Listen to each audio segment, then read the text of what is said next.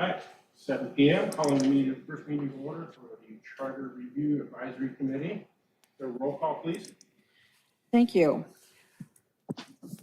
Committee member Wayne Craig. Present. Committee member Solomon. Here. Committee member Morocco. Here. Committee member, or actually, I'll come to you after at the end. Then we have committee member Mark Narain. Here. Is that pronounced correctly? Narain. Naran? Thank you Narain. very much.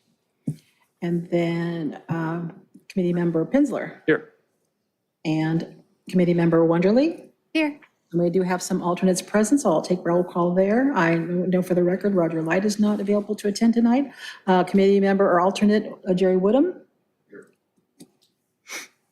Committee member Rob Gaddis cannot be here. Committee member alternate Hensley. Here.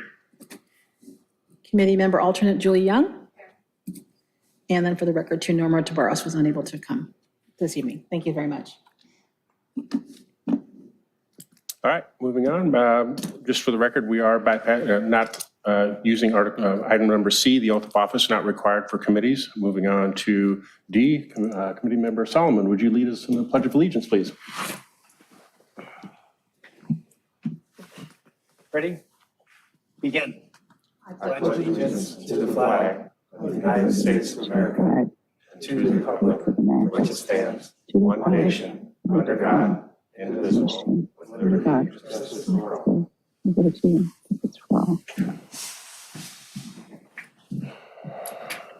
All right, being our first meeting, item number E, presentation, proclamations, and announcements. Not sure if we'll have any of those. Does anyone have anything, or the staff? Okay. Moving on to item F, I'll entertain a motion and a second to approve the order of agenda. Second. Oh, sorry. Motion and second, all in favor? Aye. Any opposed?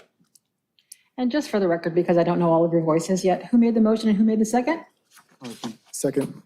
Thank you. All right, blue folder items. Are there any blue folder items this evening? There are none. Okay. Moving on to consent calendar. There's one item, item H1, just to approve the affidavit. Entertain a motion and second to approve the consent calendar. And if you would, when you make the motion and second, just state your last name. Maybe that would help Vicki to That'd be start. helpful. Thank you. Craig makes the motion. Second. Solomon. All in favor? Aye. Aye. Any opposed? All right, that is approved. Excluded consent calendar items, there are none. We only had one item. Public participation on non-agenda items. This section is intended to provide members of the public with the opportunity to comment on any subject that does not appear on this agenda for action. This section is limited to 30 minutes. Each speaker will be afforded 3 minutes to address the committee. Each speaker will be permitted to speak only once. Written requests, if any, will be considered first under this section.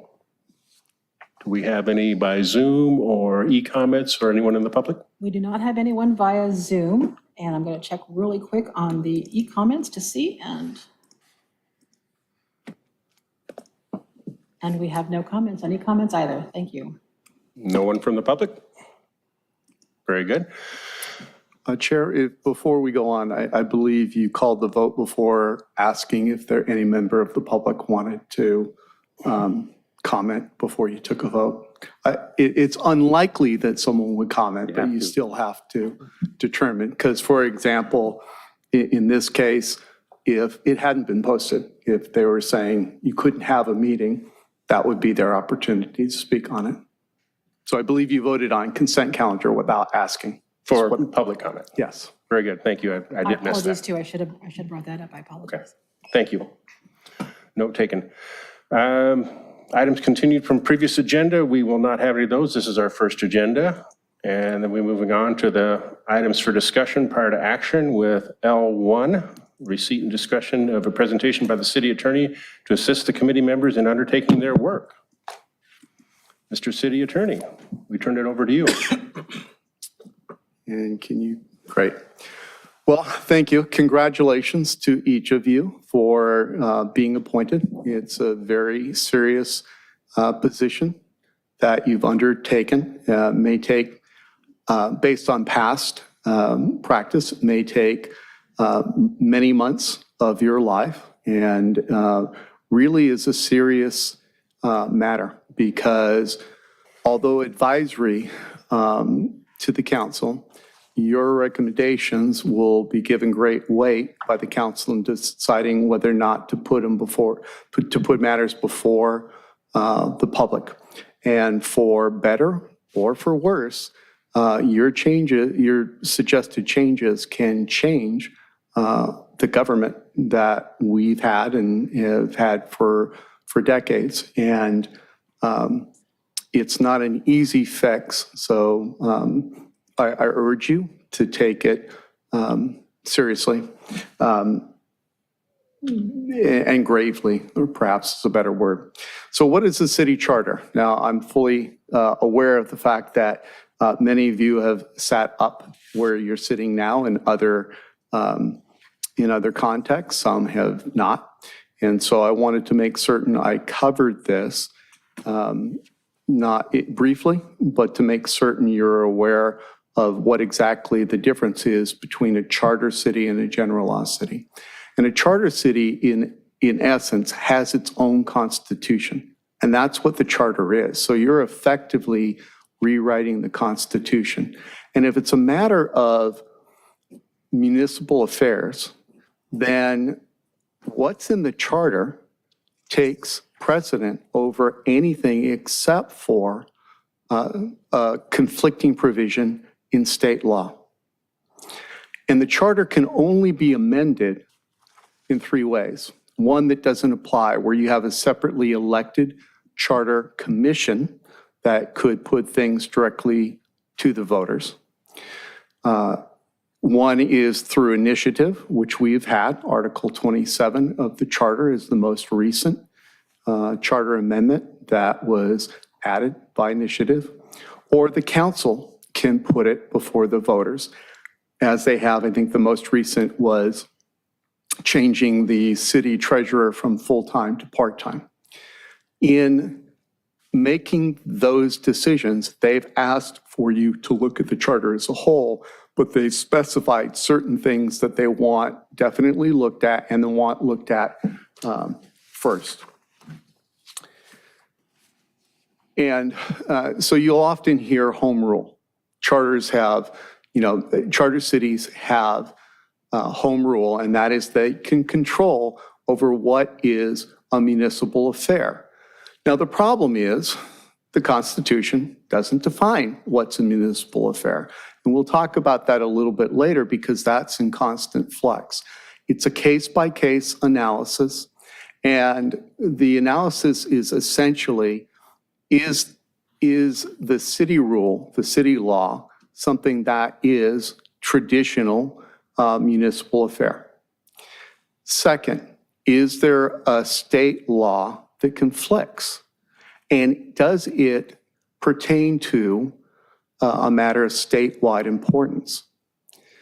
If it is, then the state law could trump the municipal law, but only if it's, one, reasonably related to the statewide concern, and second, it's narrowly tailored to avoid interference with local government. We're starting to see increasing attempts by the legislature to define much of what has traditionally been matters of municipal affair as statewide concerns. And I'll give you a few examples from the recent past and ongoing litigation now. So I just wanted to highlight where this comes from. It's Article 11, Section 5. And Section 5A says, with respect to municipal affairs, the city charter shall supersede all inconsistent laws therewith. And they go through in Section B, you don't have to read all of this, but to talk about things specifically enumerated, setting up the police department, how they regulate it, the sub-government of the city, the conduct of city elections, and that's important, and also the manner in which and the terms of which municipal officers and employees, how they're going to get paid, how they can be removed.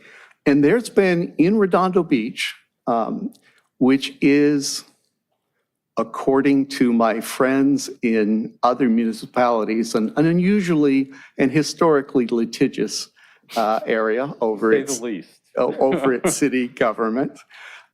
Much of that has been litigated. There are a lot of cases with the city of Redondo Beach in the title that have determined things such as whether school board members whether you can have term limits for school board members, things like that. And so as we get into each of the specific areas that you're going to look at, we'll try and give you as much information to help you make a determination. We'll look for any other information that you think would assist you, but we'll certainly give you all materials that the last Charter Review Committee considered in the areas that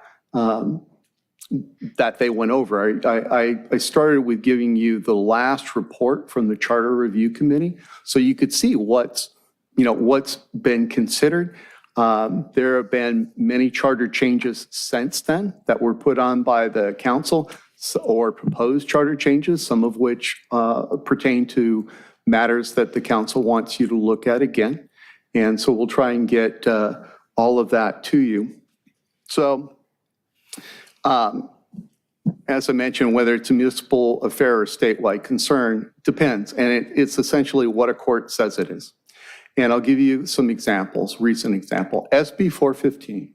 SB 415 said all cities that fell below a pretty demanding threshold didn't have enough turnout in their elections, and they wanted to increase voter turnout. And so if you fell below that threshold, then you had to change from off-year city elections to either a statewide primary or the general election. Most cities changed to one of those two. Our mayor and council at the time could not agree upon what the best change would be. And so ultimately, without going into the legal advice, they authorized me and directed me to file a lawsuit challenging SB 415. And there were a couple of problems with SB 415. One, it didn't say it applied to charter cities. And the legislature knows how to write when it applies to charter cities. And I think I talked to the League of Cities and they said there really wasn't much pushback because none of the charter cities thought it applied to them. The then Attorney General was asked to give an advisory opinion, and his opinion was it applied to charter cities. And so we sued, and we won at the trial court where they said, yeah, it meant to apply to charter cities, but you can't do that. It specifically, as I showed before, conduct of city elections is specifically enumerated under 3. And if they can take over what's set out in the Constitution, there probably isn't much limit to what they can take over. It was appealed by the AG to the Court of Appeals, and the Court of Appeals, and it was 3 steps. Our first argument, it doesn't apply. Second, they can't do that. Third, even if they can do that, it wasn't narrowly tailored because they set up a standard that was so demanding that one of your options didn't meet that standard. We often have in our municipal elections greater turnout than the city of Redondo Beach does on primary elections, and yet the council could choose under the law to have a primary election. That may be something that you want to look at or not look at. And it's a policy call. There are reasons pro and con, but the important principle was that the council defended was it was the voters that set out when our elections are, how they're to be conducted in the charter, and only the voters should change that. We have 2 other lawsuits that are pending. One that we haven't had a result yet is land use. SB 9 would eliminate single-family zoning. It would allow you to put 4 units on a single-family zoned house. The council and the mayor have been clear that it would dramatically change the nature of Redondo. And I think that's hard to argue with. The law the statewide issue identified by the state was the lack of affordable housing. And so we're going to litigate that along the standards that I just talked about. SB 10 would effectively get rid of Article 27 of the Redondo Beach Charter. And because this would allow a council, now or in the future, I think it's unlikely now, but could in the future, by a 2/3 vote, to zone any parcel for up to 10 residential units without a vote of the people, as is required in our charter. We had the first ruling on that. It went against us. The court determined that the state can authorize, they can overrule a city, and they can authorize a city council to override a charter. So council, as was reported out of closed session, directed us to appeal that. So that gives you the context of these are important issues. Setting out what the voters think is the best system of government, and then protecting it are very important to our system of government. We went alone on SB 415, but we've combined with other cities on SB 9 and another plaintiff on SB 10 to try and control the costs. Quick question on that. Sure. You said that SB 9 would. Is it SB 9 and 10 are in effect now, aren't they? Yes, but if they can be applied to charter cities, and we're arguing that they're unconstitutional as applied to charter cities. So the lawsuit in SB 9 was only by charter cities. It was us, Carson, Torrance, other charter cities. Do we have a stay on that for now then, or is it is in effect now for us, but we are fighting it pending a hopeful different outcome? Correct. Very good. Now, this is you got a portion of the committee handbook. If those of you who serve on the commission handbooks, those of you who serve on commissions realize that, but because the rules that apply to commission members do not necessarily apply to you. They're two different entities. They're applicable by the rules set forth in the Muni Code. So you're going to determine your rules subject to the resolution and making certain that you're in compliance with the resolution that created you. And I wanted to point out a couple of things. The first thing is that the subject matters reviewed should be compartmentalized. In that, the council was clear, they want you to look at the things that can be easy fixes potentially, and they identified, some of them at the start. And so they want you to work through that list that we'll get to. However, they didn't put a restriction on what you can consider and what you can ultimately recommend to the mayor and council. It's a shall include but not be limited to. So they knowingly gave you couldn't completely change or recommend that they put before the voters changing our system of government. And, we'll go through specifics as you address them, but you can see that the past Charter Review Committee looked at all the elected positions, looked at how they were elected, that looked at what their powers were, and you're entitled and able to do that as a committee.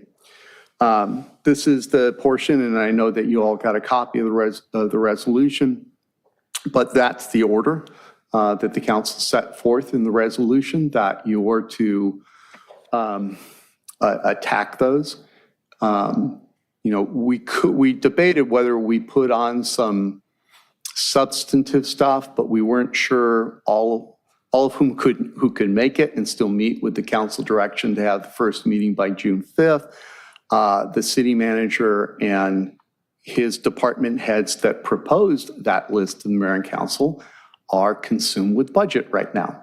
And so the city manager has indicated he will, depending on when you set the meeting, will attempt to be at the next meeting, and we'll try and have all the department heads who would be affected by any modifications appear before you as well.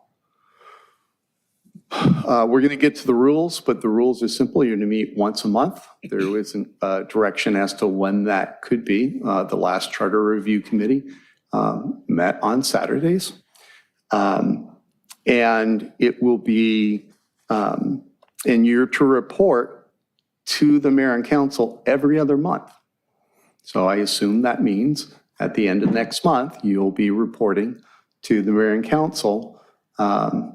Didn't say what you're to report on, so I don't, and it didn't say the form. So, when you go on later, it could be as simple as directing the clerk to send the minutes to them. It could be, I leave that open to you, to your wisdom. And, all decisions will be based on a majority vote of the commission. And should be sent promptly to the mayor and council so they can consider it. You saw in the last charter review, they did it at different elections. And the laws changed since then. And so there are, depending on what the measure is, it can or can't go on the March election. It may have to go on the November election. So I just, comply with their rules that you report to them every other month and report back to them, and that and the clerk knows as soon as you approve a final resolution to recommend something, that she should put it up before the next council meeting. Yeah. So I didn't see anything in any of the materials that talked about subcommittees, because we're meeting once a month. It sounds like we'd have more productive time if we were broken up into smaller pieces. Has that traditionally been part of the process? I didn't see that in the minutes. I'll go back and look at that. Whether it was part of the process or not, you can certainly, when we get to the L3 and you set up the rules, you can do that. I didn't put anything on the Brown Act, other than they included the open and public from the AG's office. If you want to talk about that, we can. But the thing about subcommittees, and sometimes there are problems, the only time I ever threatened to go to the DA about a commission years ago was for misuse of a subcommittee, where the subcommittee created serial meetings, and basically it was a majority of the commission deciding outside of the public process. And so, but you can certainly have subcommittees. I don't know that a subcommittee is best, if you're asking my opinion, because this isn't even a law. This is a constitution. And sometimes the subcommittee may not, you all have different experiences and different involvement in government. You have different opinions. And I think a constitution has to really be vetted. And that's why, I pointed out that it was nearly 2 years for the last commission to finish. And I think it would be better to make certain. Wait, Eugene, I'm sorry, Mr. Solomon and then Mr. Pinsler. Thanks, Mr. Webb. You referenced the priorities of the council, and you referenced elections. So with regard to the priorities, if some of those things for immediate concern, such as the procurement discussion, what, maybe the clerk would know this as well, what would be a timeline for something like that? I think it would be helpful for us to know. Yeah, that she wouldn't know it as well. She would know it. So I'm not sure what the deadline is to be able to qualify for the November election. Okay. City Clerk Manzano is online via Zoom if you wanted to address that. Yeah. So if you're talking about the November 8th election this year, so any measures would have to go on or approved by council on August 12th. So that's, and right now we don't have any measures on November, and the cost is about, I'd have to double check, but it was like, I think 175,000. And just to clarify that, August 12th, the council would have to come to that decision. Is that correct? Correct. Yeah, yes, they would need that would be time calling the before that. election. Correct. So, you know, Just so you go backwards. and that's why, you know, I think the idea is we'll put all the specific sections on your next agenda. I don't know that you'll get to them. I don't know that all the people who need to speak will be on that agenda, but certainly you can move them along. Yes, Mr. Pinson. If I remember correctly, the theory has been that charter changes need to be on a municipal ballot. And that would put us in March of 2023. That changed because the state saw what they thought was improper behavior by some charter cities. And so the default is actually now the November election. But there are a series of exceptions that can go on the municipal election. So it's changed because of relatively recent state law. And I'll make notes to bring back, the things that we discussed. We'll bring back that date, and I'll bring those sections to you. Yes, Mr. Craig. Yes, the question, this might be a question that Eleanor can answer. So if something were to be on the ballot for this upcoming November election, the council would have to come to some type of decision in August. But for the March 23 or 2023 election, when would the council have to make a decision on items that we come up with? That would that be sometime in November? I'm assuming December, but Eleanor, do you have that date? Yeah, that date is December 6th.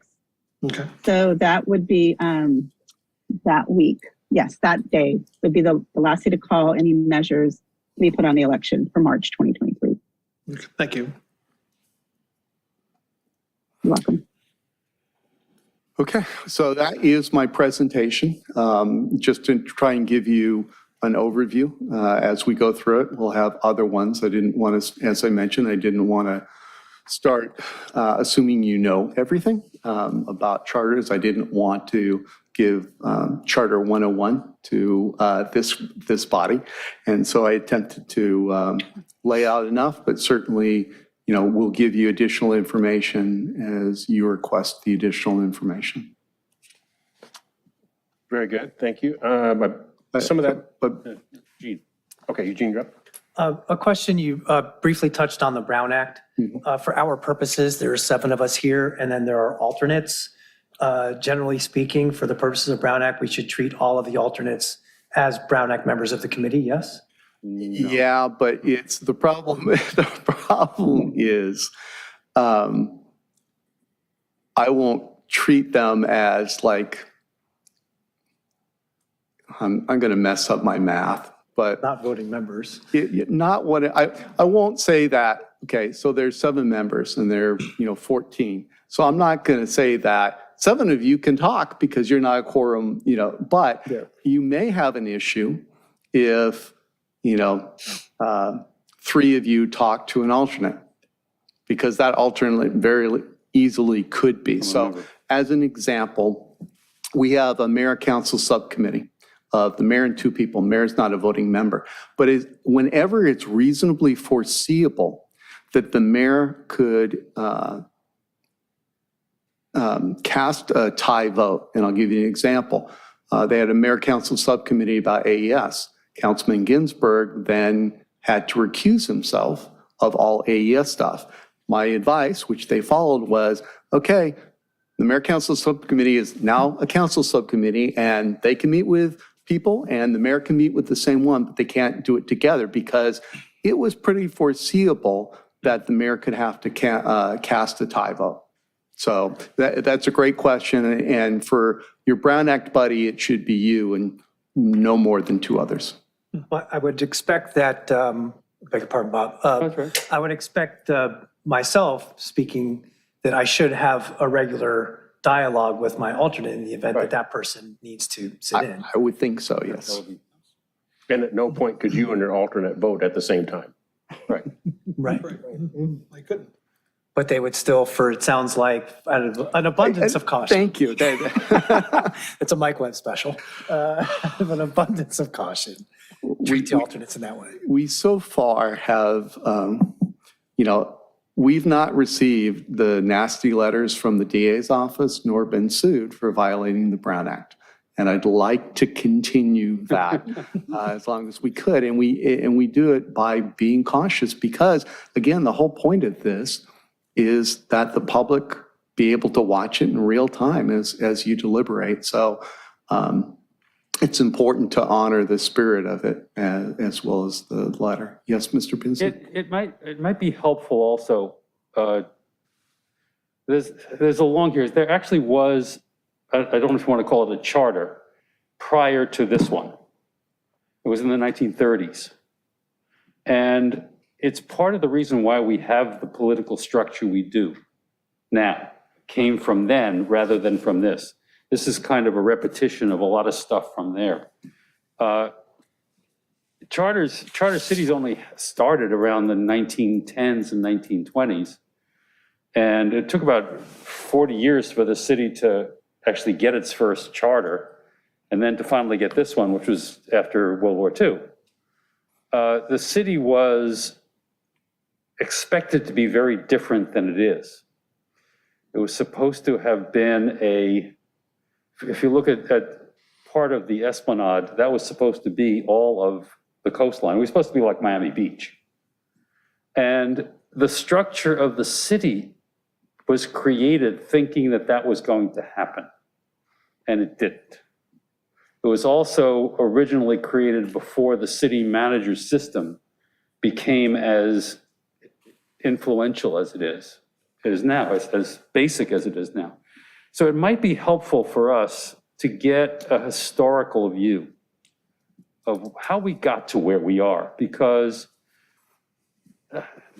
as you know, I served and I was a board member of the League of California Cities and the National League of Cities.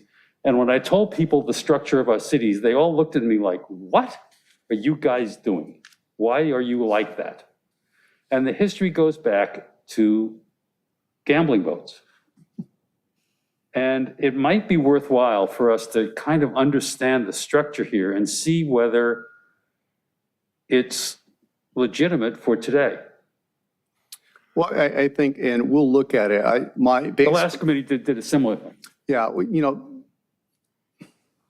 the city records are not great. Yeah. In terms of trying to find stuff, as I Ain't that the find truth? out when I'm looking to find why the original reason something was in it. The reason that we have the charter notes that we have in the minutes and the meetings, and none of it is digitized, is because I kept them. And so they're in binders that are not scanned, that before I leave this term, I want to have scanned. And hopefully, and certainly we have them available for any topic that you have. So I don't know how much we'll be able to find.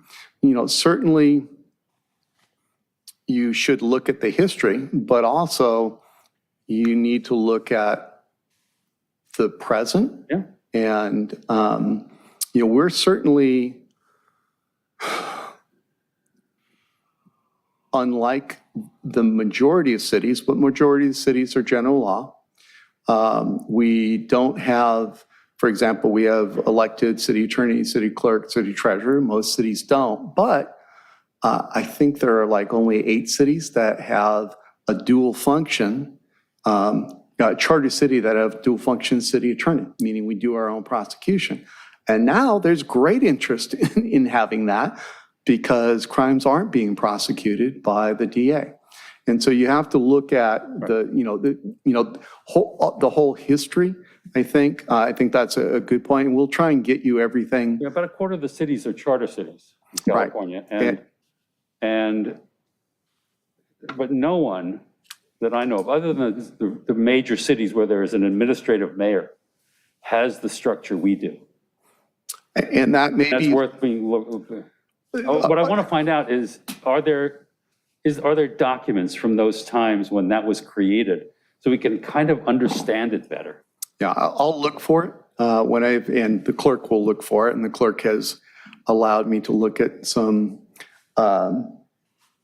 old minutes. I remember one issue, I can't remember the issue, but I was looking for the reason something was amended.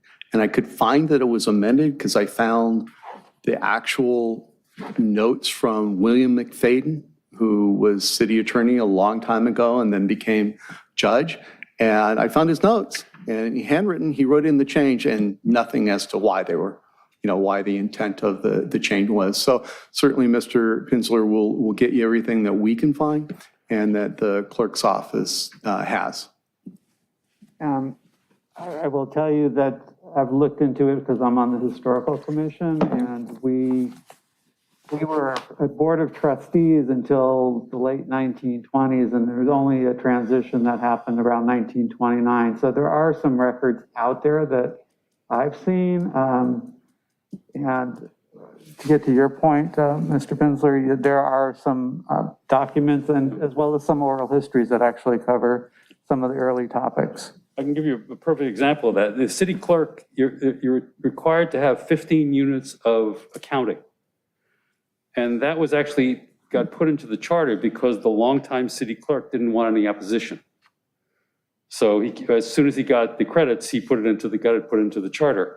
So those kind of things. I've heard that. I've not seen that. They didn't reflect that. I was told that a number of times, more than one source.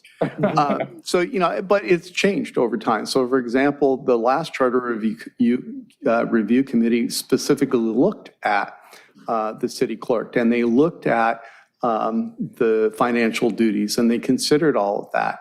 And the charter decided not to do it. As you know, 4 years afterwards, your council put on an advisory vote for the 3 positions. And I was kind of shocked that I hadn't seen numbers those big. They were rejected from like 77.5 to 85% against, making them appointed. And so that's something you look at, and we'll have all that. But for example, one thing that hasn't come up, look at the city treasurer.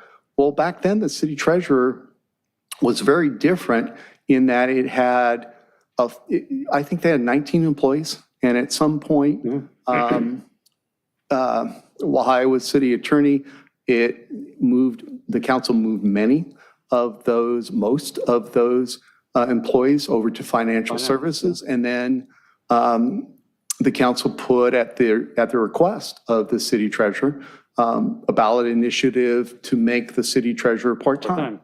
And so no charter review committee has looked at it post that. So I think the more how you can see how we got there and what ideas have been considered before and what the arguments for and against, and how the voters decided for and against it, and how long has that been. I think that will all help. I just want to manage expectations.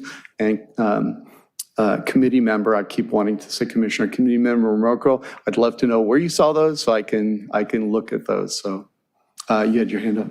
Yes, please. You mentioned that we would have the benefit of the department heads here to talk about the procurement portion of it. I think it would be valuable, based on the discussion and hearing you speak, Mr. Webb, that if they were willing, I know you're elected officials, you don't have to have the different elected positions, since we're going to be discussing them, talk with us, the pros and cons, what changes or things that they see as challenges, what they see that works, how they see their roles evolving, in order to inform our discussion when we discuss those roles. Well, I think you saw in the last charter review, and I'm trying to remember where I read this now. City They council spec- minutes. Yeah, well, they specifically asked for, the elected officials to give their input on any charter, suggested charter review amendments. I'll be here for all of your meetings. It is a legal document, so you'll hear it. And I do have strong views on, things that could affect the city attorney, even though this is my last term going forward. I do have strong views on those. I assume Eleanor, since she's here, will be willing to provide that. And I'll ask the city treasurer if he's willing to as well. Okay. I think there's no better person to ask about those things than the person who's experiencing the travails of the job. Okay, thank you. Yes. Are you going to make available to us some of the, like, for example, Huntington Beach is going through the whole discussion that we will ultimately be going through and the pros and cons of the city attorney. I think Torrance has an issue with its city treasurer that may be relevant to us getting a more broader understanding of what the issues are out there for it.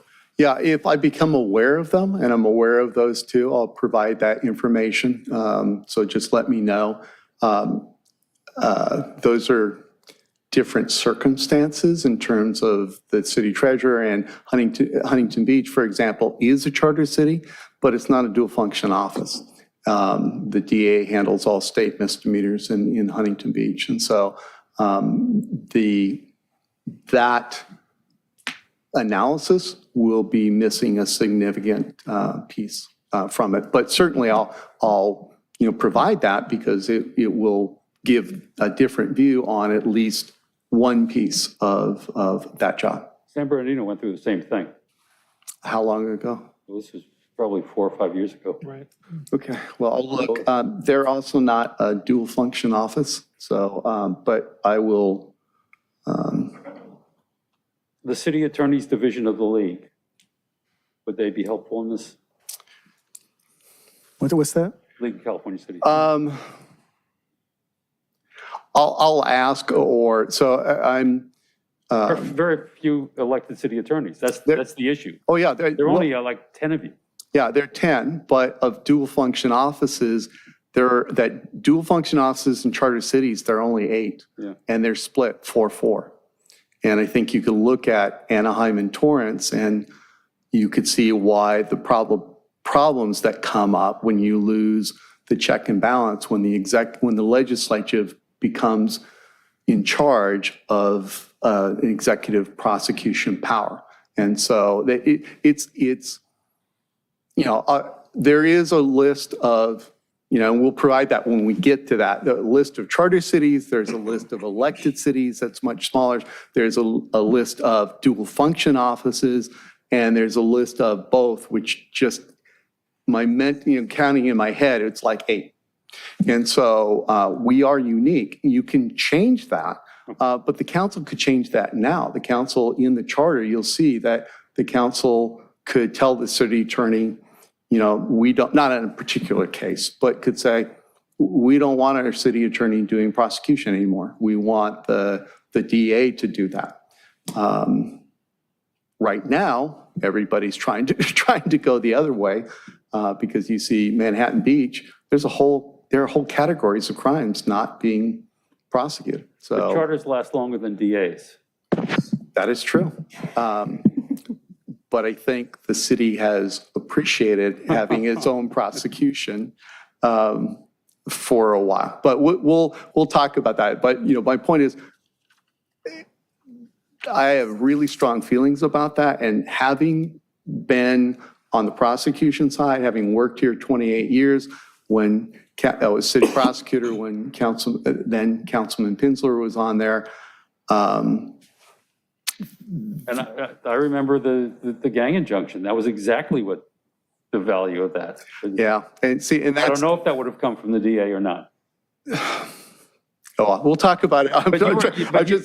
But being the city prosecutor is a different position than being the city attorney. No, not here, only in Long Beach, which is one of the 8. And that you could potentially separate those two, but then you'd have a whole categories of Anyways, I don't want to, I just want to say I'll give input. I don't want it to be a discussion of something that broadening comes topic after here. the It's administration. complicated. Yes, I agree. Real quick, you had mentioned SB 9, SB 10, SB 415. Are there any other pending legislation items that could put parts of our city charter under threat that you know of? I expect you to know all of everything that's pending, but Well, I know of one that already exists, that state law, and I can't remember the bill, authorized the county agency to be able to change school board elections to charter school board, district school board elections. And there's a law, I know of that because there's a lawsuit from the Santa Monica School Board in the city of Santa Monica seeking to oppose that. prevent that from occurring, because in that case, it was a member of the public that petitioned them. Sometimes school boards and cities are at odds, not now, but they can be. So that's one. That's Any one. others? I don't want to get too broad into that and start a discussion, but Yeah, I'll look to see if there's anything, but it just seems like every session, they're adding something with a throwaway line. SB 10, SB 9, for example, the legislature knows how to write laws that really will lead to affordable housing if there's a shortage of affordable housing. So Project Home Key 2 is an example. There are like 60 mentions of affordability when you go through that law, and it preempts city zoning and the need for CUPs, and an outside agency can come in and convert a motel to residential for low income, and city can't do anything about that. In SB 9, there are 4 mentions of it, and 2 of them are when they're saying it's a statewide issue. And 2 of them are saying, well, they can't put in the fourplex where it's already affordable housing. And that's what is the bare bones claim, that it's a statewide issue that trumps the traditionally municipal concern, municipal affair of local land use. okay. And then you mentioned briefly that you weren't going to be going into Brown Act.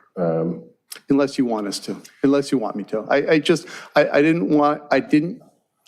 Some of you have heard the presentations before, some may not have.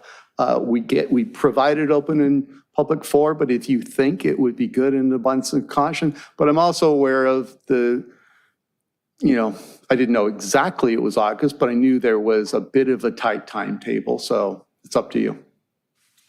Yeah, personally, I feel it would be prudent to have something on it. And then also perhaps if you could write out your position basically on the Brown Act with respect to the alternates that Mr. Solomon had talked about earlier, and using in an abundance of caution. So when you get to M, referrals to staff, that is your opportunity, as long as you're complying with the resolution setting you up to agendize thing. You can't have a full-blown discussion of whatever it is you want to put on, but you can have a discussion of whether or not to agendize that for next time. I think we should, I don't think we should, and here's why. The council says we should meet once a month, but we can meet more. Yeah, so I would like to say yes, but the council didn't say at least once a month. And I didn't draft the resolution. We have a very independent council, and they said you shall meet once a month. So perhaps just as a suggestion, your report to the council next month maybe include, hey, can you amend the resolution to allow us to write it so that at least once a month? Yeah, I had the same question. So I think It says shall meet once a month, doesn't mean we can't meet more than once a month. As long as we meet once a month. So it says you shall meet once a month. I think there's some ambiguity in that. The easiest way is I have no doubt that if you suggest, we'd like to meet more. Now, the only problem will be, it's not just you. It's, is there space available? Sure. Is there the clerk's office available? Is the staff available? Understand. And so right now it says shall meet once a month. Perhaps you can put that off until you get to your schedule and see when this, the next items. Eugene? In light of that discussion, Mr. Webb, did the council discuss it all, since they are able to meet or participate via Zoom, whether or not we would be able to participate via Zoom? We'll talk about that when we get to council rules. Okay. Spoiler, they did not. So Yeah, I think the main thing with going beyond once per month may come up if we're getting close to a deadline, that we Point would is we want to have get that deadlines. resolved now. We have pretty short timelines on this. Okay, are we ready to close out item L1? Nothing further? Any further questions? Before you move on, I just wanted to confirm that we do not have any public comment on this item. Unless one of the alternates wanted to speak, but otherwise we do not have anyone signed up to speak. Would we receive and file this item? Can I make a motion for that? For, We can follow the report. do we need to, was it part of the agenda or is that It's part of our one. It's a L1. report? He's asking, do we need to receive and file that or? it doesn't matter, but yeah, it would be Okay, good to do that. entertain a motion to receive and file the report.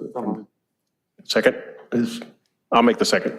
All in favor? Aye. Any opposed? Seeing none? Just a procedural thing. Having made a motion, we have to ask the public whether they want to respond to it.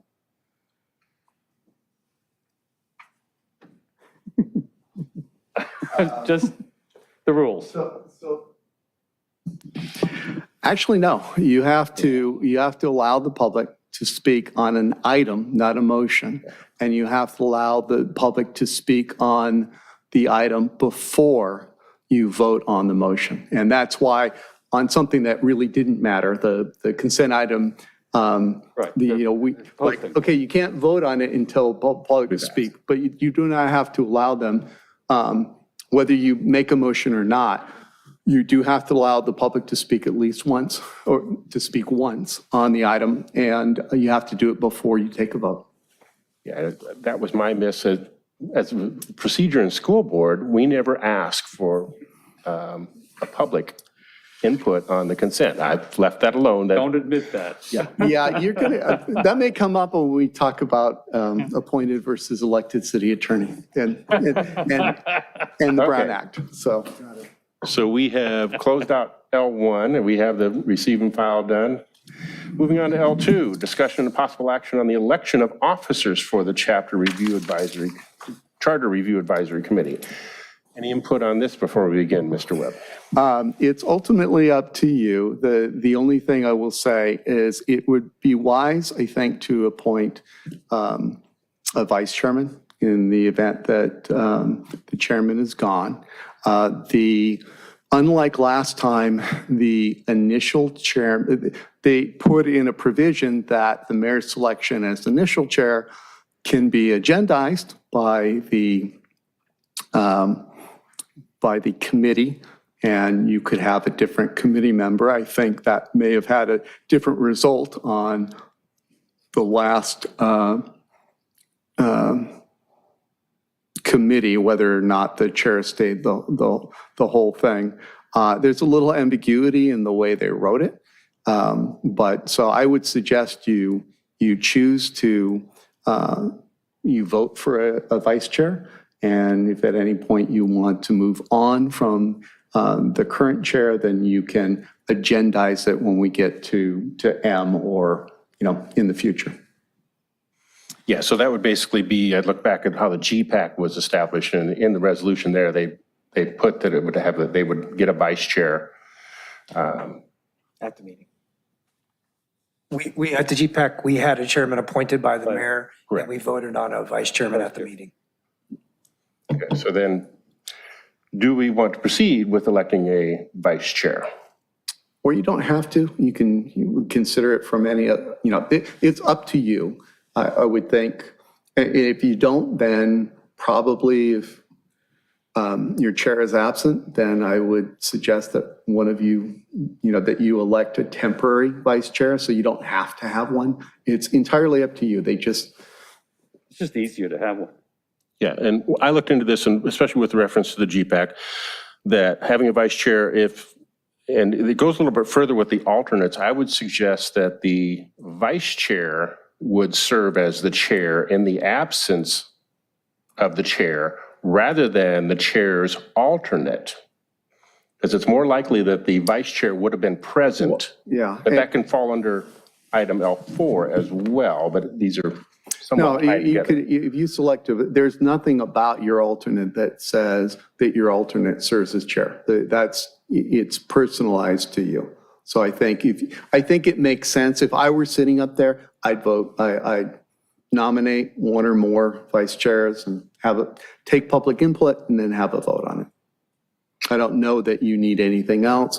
That will depend on, as you go forward, if you don't want to have your reports be the minutes submitted by the court clerk, you could have a secretary, you could have someone who makes those reports, but at least I think right now it makes sense to appoint a vice chair. I don't necessarily see the need for officers beyond a chairman and a vice chairman. I would first ask if Chair Strutzenberg is interested in continuing as chairman, and then offer it out to the floor. I would volunteer to assume the role of vice chairman, and would make recommendation that we continue along with the current chair, Ms. Strutzenberg. But certainly if someone had an interest in appearing as vice chairman, I would step aside for something like that. Well, but before we go there was the way the resolution was wet, that the committee can agendize appointing, so This is what it is. It's we're just keeping the existing chair rather than agendize appointing a new chair, which is what the resolution says specifically. So we could do that, Yes, as Mr. Solomon has proposed, yes, and be in compliance with the resolution. yes. Okay, so you had volunteered yourself as vice chair? Should no one else, I will make that motion that Gene be the vice chair. And I'll second that motion. Okay, we have a motion and a second. Anyone from the, Well, you should see if there are any other motions. okay. Yeah. Any substitute motions or friendly amendments? I guess I would wonder, what is the role of the vice chair? They step in if the chair is unavailable and then take over running the meeting. Correct. Yes. Basically sit here and be the chair for that meeting. It's like the role of the lieutenant governor. You call to wait, see if the governor woke up, and then you go and do whatever you want to do. Vice President. Or Mayor Pro Tem. Another Well, the example. mayor pro tem has a vote and other Has a vote, things. yeah, It's it's different. unlike the vice president or lieutenant governor. But our vice chair, we're all voting members, Yes. regardless. That's the way it was set up. Thank you for clarifying. I just wanted to understand what we would be voting on. No, that's great. We want everybody to understand it. Any members of the public wish to speak on this item?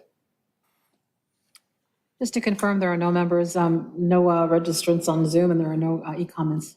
Okay, so we have a motion and a second to have myself continue as chair and Mr. Solomon serve as vice chair.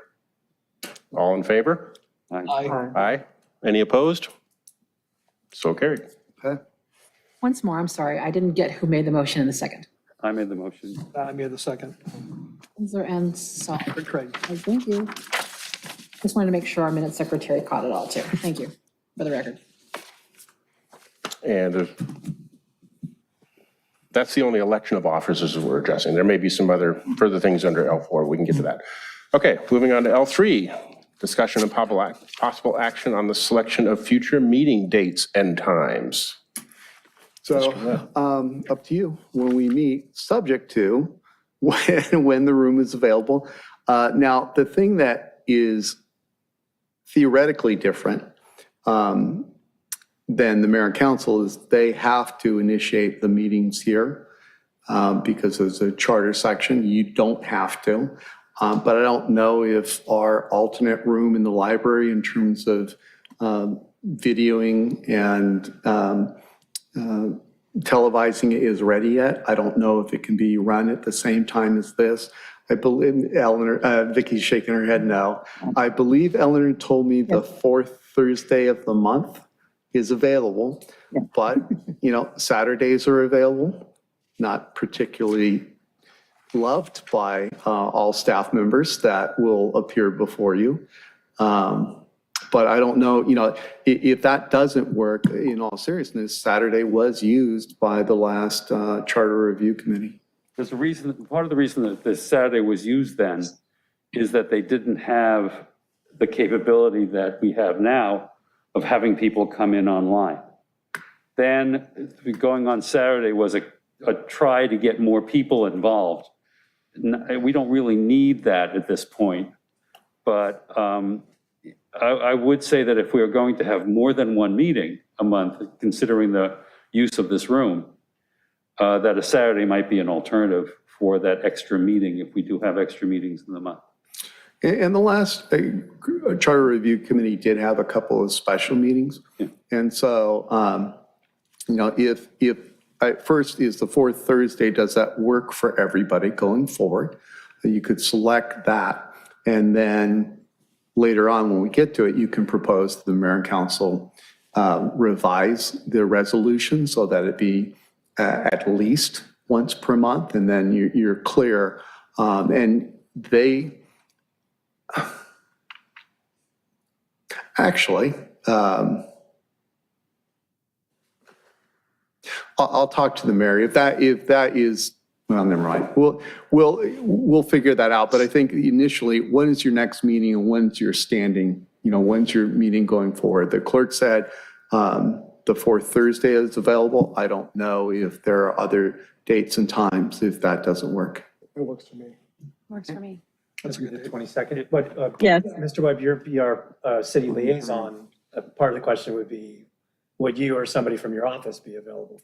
Yeah, I'll make it. So what I told the mayor and council when they set this up is this after prosecution and litigation and the special assignments like homelessness, this is my top priority. And so I'll make certain that I'm here or one of my assistants or deputies is here. So a question, so the fourth Thursday is June 23rd, which puts 2 in a month. It'd be July. Look at the fourth Thursday in July. So that would be almost the end of July. Right. That would, If I could. You should, so I had the,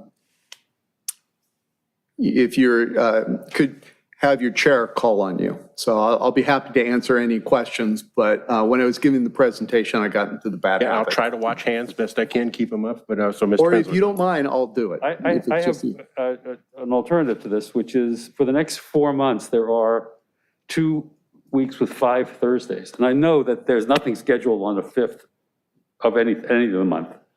So it's quite possible that we could go, if we wished, the 5th week of June, even though it's more than once a month, so the 5th of June, then it's 4th, and then 5th again. The 5th, we would have no problem with conflict of meeting room, I would guess. Currently, the GPAC is meeting, or regularly scheduled meetings were the fifth Thursdays, but they have a finite number of meetings left, and There's only, yeah. they've been only calling special meetings so far, so just to keep that in mind, but it's technically available, yes. Maybe the idea would be, Yes. maybe the idea would be to initially use the fourth Thursday, and then as opportunity presents itself for those third and fourth month that you mentioned, perhaps the fifth Thursday in those months. The reason I say that is if we call it the 4th Thursday and you don't want to have another one in June, it's going to be 7 weeks until we meet again. Right. And that's way too long. So maybe we should meet on the 5th Tuesday of this month and then start the 4th. Thursday, oh, the fifth Or Tuesday. Thursday, I mean, But Thursday. we Well, you could, we you have could not do yet that where you- resolved yet adding more than one in 1 month. Okay. So you shall meet once per month. Now, you can in referrals to staff later, you can ask me to ask the mayor to place the resolution on and to amend it to at least once per month. And that can be done not next Tuesday because the agenda, there's not enough time, but it could be done on the 14th. And so that would give you the flexibility. We would not be meeting again to the end of July. Well, so if that passes, you would then meet, We would have to establish that if it passes, we would do that. Correct. If it doesn't pass, which Yes. I would expect it to, but we need to have the alternate in there. Mr. Solomon, yes? Along those lines, Bob, it might be worthwhile to look at Tuesdays at the end of the months, because the council typically has 3 meetings per month with what might be a blank towards the end I there. have a conflict with that. I have school board on the second and fourth Tuesdays of the month. Okay, great, thank you. and this would be this would be a bad month to do that on, because if something This happens. is budget time. Yeah, budget, and it's not, They're going to have extra meetings. yeah, sometimes it goes to the fifth Tuesday. It's not great, but if they need to do it, they'll need to do it. Okay. So I would agree that we should propose as an initial next meeting, June 30th, which is the 5th Thursday of the month. That will give at least a couple weeks for the city council to get it on the agenda and act on it. And then we pick an alternative date if the council doesn't allow for more than once a month. Is the GPAC the 5th Thursday though? What? The GPAC the 5th Thursday? I have no idea, I'm not on GPAC. I don't remember when the next week. The GPAC's not, is meeting on July 7th, in the month of July, the next meeting. And then there'll be only 1 meeting after that. Yeah. That's the first. That's at least currently formatted. So Then again, we thought that 12 meetings ago. 3 years ago. Very true. pending council modification of the resolution Right, to the wording that shall meet a minimum or some such right. wording. At least, at least least once per once month. per month. And so if the motion could make clear, is that only for June, or do you want to make it the 4th and 5th Thursdays every month? The 4th or 5th is, The 4th and 5th? well, for example, July has no 5th. June has a 5th and September has a 5th.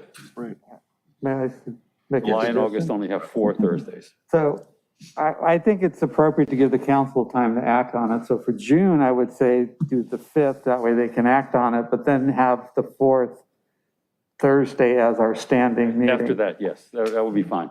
That makes sense.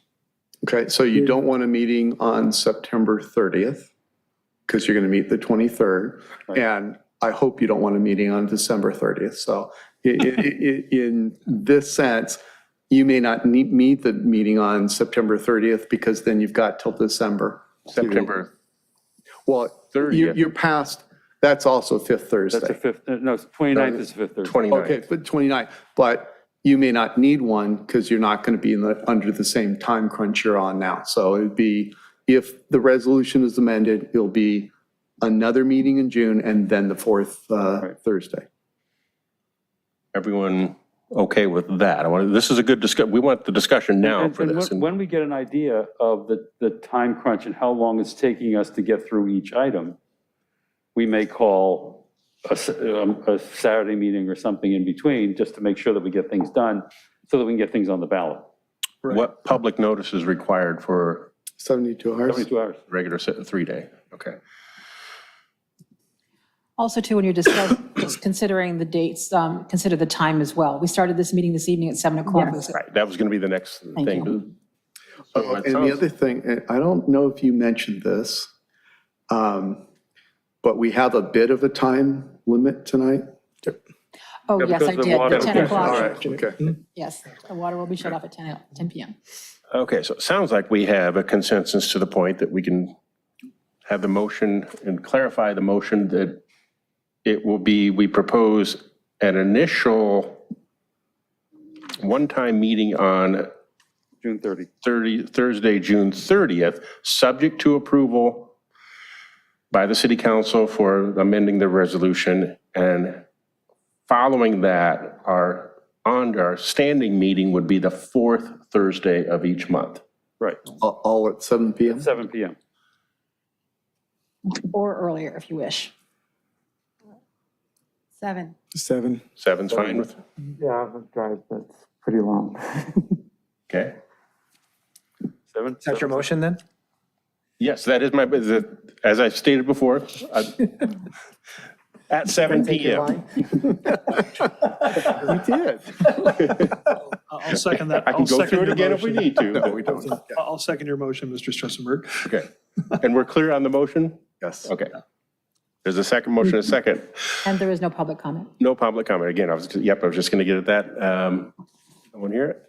Okay, all in favor? Aye. Aye. Any opposed? Carries.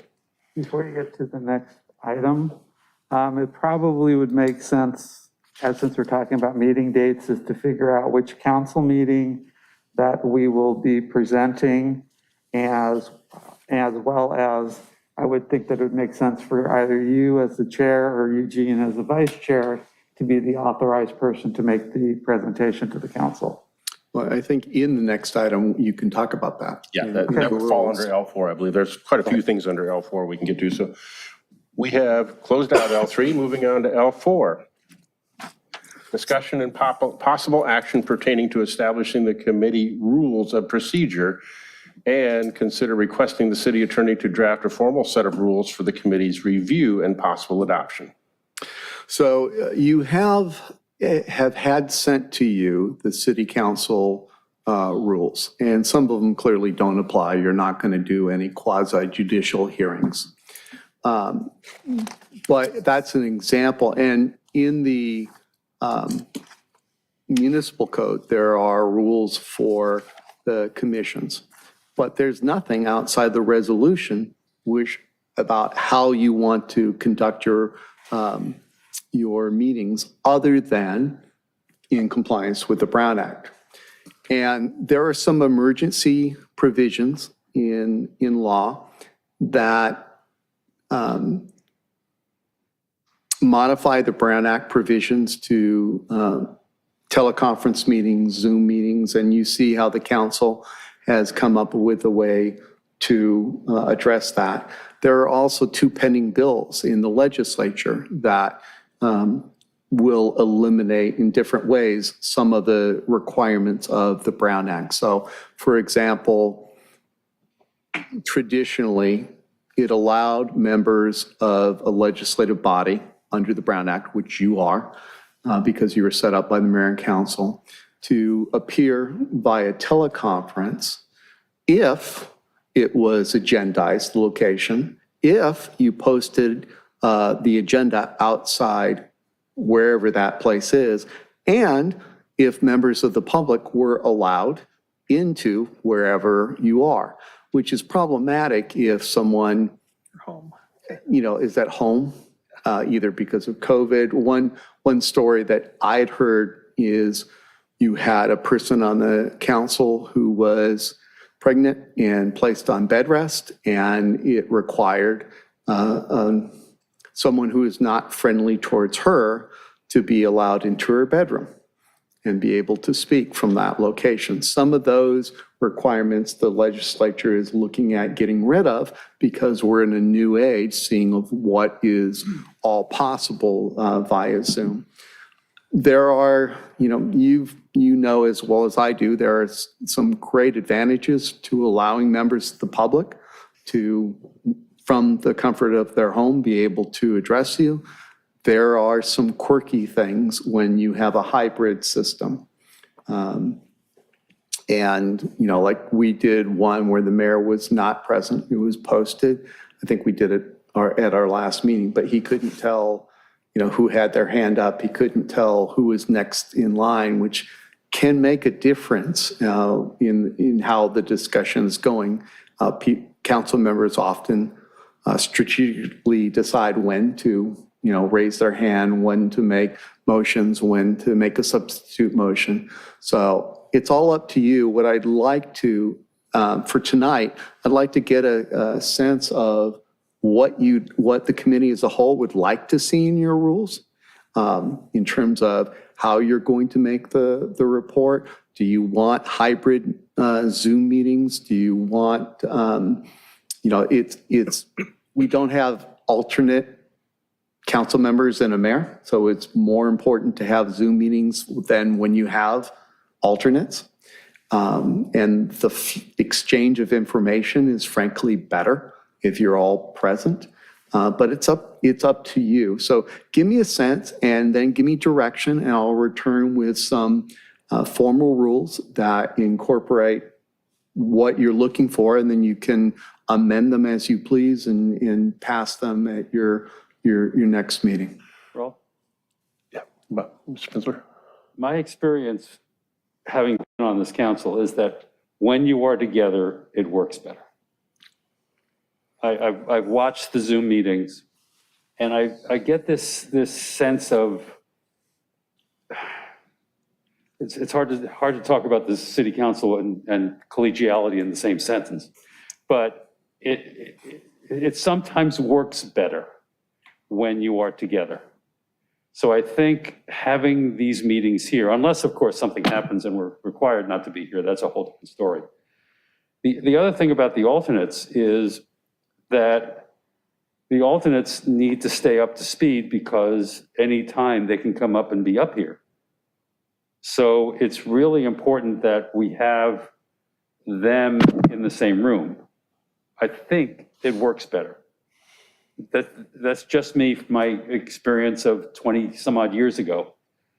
But that feeling that I had when we were on the dais made a difference. So I'd rather not do Zoom meetings if we can help it. Mr. Solomon? Appreciate that sentiment, and I agree that I think it's better when all of us, when you watch the council meeting and when we're here as viewers of members of the public watch a council meeting, that it's better that way. I would argue that we would want to have it as an option. Sure.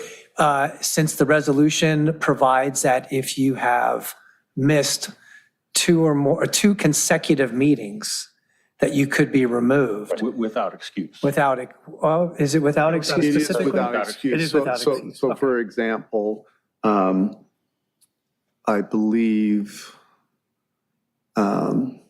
committee member Duiziak, I talked to the mayor earlier and said, okay, make certain he communicates with the clerk so that he has a reason that I certainly think the council would accept as a valid excuse. So it is without it being excused by the council. So while we're there, I'm going to just quickly address a couple of the notes I had. So the notice of absence should go to the city clerk, Yes. and we are responsible as individuals to make sure it gets to the city clerk. By when, because we have the situation of alternates here, you would preferably get that sometime in advance so that you could notify the alternate that they are being asked to serve as a voting member. And be certain you have a quorum. That's Right. correct. Yes. And it will work best if each person communicate directly with their alternate and let them know that eliminating the But for the middle city clerk, person. we want the names up here and for That them is to true. make sure. So by when would the city clerk like to have that? I'll defer to Eleanor. Well, we want to have it as soon as possible. But like today, we got it like an hour before the meeting. So, Yeah, that was me. it's the quickest. Yeah. So, and we can, adjust the name pretty quickly. So it's as soon as possible. I mean, I know things happen. So, because we're constantly getting ready for our meetings. So we see those emails come in. So, yes. And I was going to say, there's not a hard deadline. If you don't tell your alternate, we may have a problem with the quorum. But you can always tell the clerk after the fact and still request to be excused by the council, because they're not going to excuse it until at earliest, the next council meeting. Mr. Solomon? To the point of notice then, Mr. Webb, so if we had a scenario where the present committee member perhaps was out of town, could not attend, we found out that the alternate, it's a short notice. If someone was to appear by Zoom, being a Brown Act committee, you would have to have noticed that 3 days before. Right. Yep, absolutely. So that would be problematic if you told your alternate to appear or asked your alternate to appear have an excused absence, and then the alternate was not allowed to appear, the issue of then having an empty chair would have to be resolved at least 72 hours prior to the meeting. Yeah, but If you allowed for a Zoom participation. correct. And if you knew more than 72 hours before, I don't think in this case, We knew. the people knew. And so, but, Zoom isn't going to help in this case unless you know 72 hours in advance, and it's more than 72 hours because the clerk doesn't just press a button and change the agenda. Quick question, does location matter where you're zooming from? Could be like, does that have to be in the city, or could be outside the city or outside the state? You can be outside of the city and outside the state. Okay. Yes, so It's long subject as to- you post it outside your hotel room and make certain that anyone who wants to Comment. fly to I was London. considering the London lounge that I was in. So, Lots one. Are we still under, It would be nice to go fly fishing in the morning and appear in the afternoon. That's right. are we still under the monthly standing resolution? We are. And would we need to do that as well?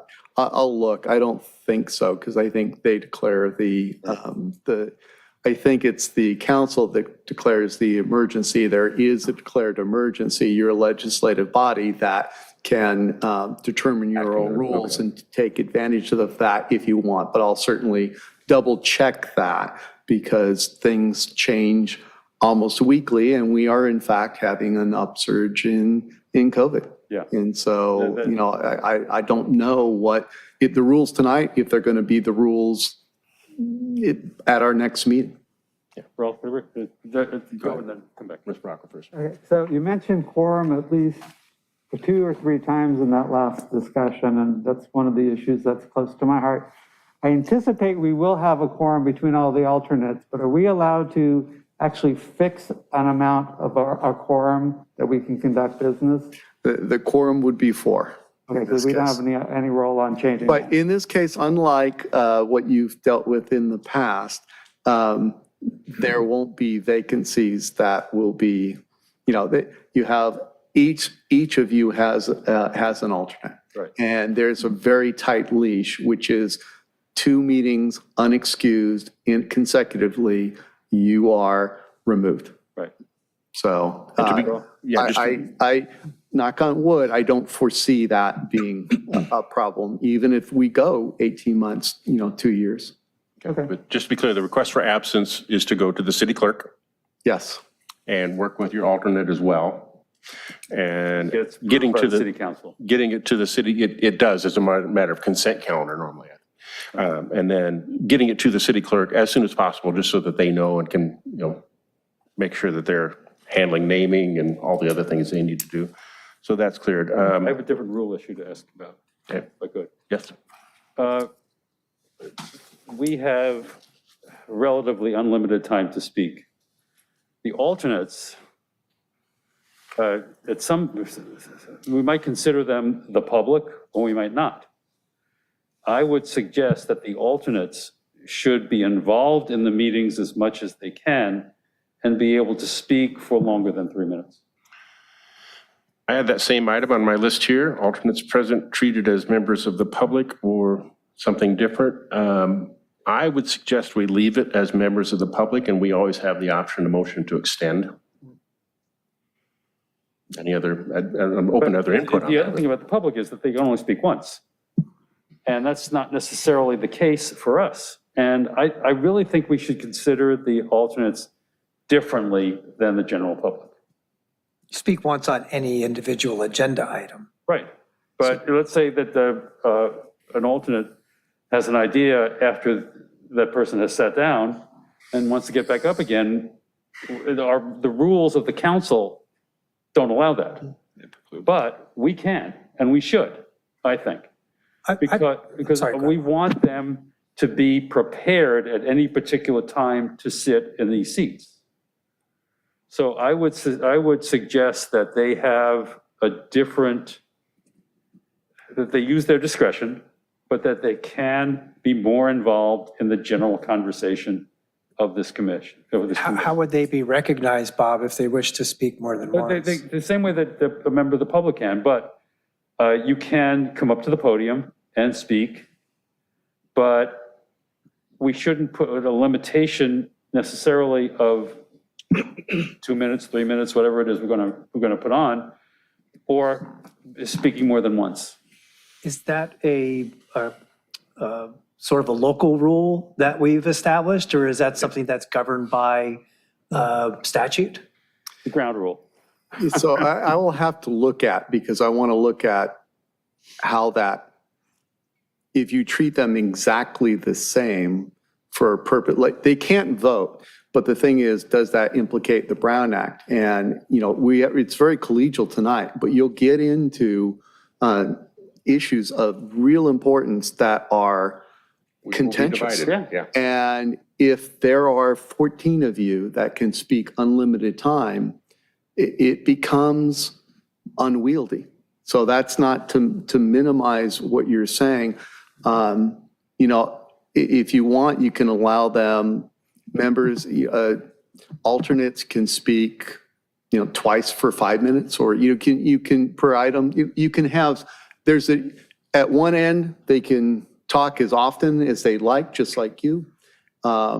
At the other end, they're a member of the public. They could speak one per item for 3 minutes, and there's a whole range of issues in the meantime. In the middle, I'll take a look at how, because I haven't come across it, if you treat them as members, does that implicate the Brown Act? For example, does that somehow affect the quorum? If you're treating them as members, do you now need 8 people? I wasn't thinking of it as I'm giving the worst case scenario on, and then hoping. multiple opportunities on a specific item should be allowed. Perhaps the 3-minute rule should stand. Do you want to allow it at the discretion of the chair? That's what I was, You can do that. Okay, so I'll draft something like that. You can change it, give more thought to it, but it will, I want to make certain it doesn't, because the rules have to be the same for all members of the public, and I don't know, like you can't allow people who speak in favor of you, or speak in favor of what or agree with you, more time to speak than someone who But we generally disagrees. don't have alternates. Right, and so that's why I don't have this, I haven't researched that, but I'll tentatively include in the draft proposal somewhere that gives them more than once at the discretion of the chair, and you can tweak it. On that same topic, so if I want to recuse myself on one particular issue, can I step down, have my alternate come in and take my spot during the course of that discussion? Man, oh man. If I leave Interesting the question. room This completely, alternate I thing think is that was really part of the driving me Brown Well, Act. you would have to, I'm not able to get my seat back. That's a different roll call. so you would have to leave the room completely, and I don't know, because I've never had come across that in 28 years, but I would think we look at it like similar to what the Coastal Commission does. So Coastal Commission has alternates. yeah. And what their policies and procedures are may inform how we would act in this body with alternates. I think you don't want to recreate the wheel. If there's a formatted menu or plot that we can follow that's worked, then perhaps that would be what guides us. Okay, I'll look at that. And also, the one thing that I would suggest, if it's okay with the committee, adopt some sort of streamlined, simplified Robert's Rules of Order, because all the time, there isn't one that's been adopted by the council, or at least there's no history of it in the clerk's office. And so all the time I give, well, can we do that? Well, based on past practice and Robert's Rules, which you haven't adopted, Rosenberg's rules are very like a 5-7 page pamphlet that's specifically prepared for government, and I'll attach that to the rules so you can take a look. And then you'll be able to, there'll be a definite answer to any parliamentary issues that come up. And those only come up on controversial issues of which you may believe passionately and have good faith but strong disagreement. So if that's okay with the committee, I propose that you adopt those. Yeah, anyone, or at least consider.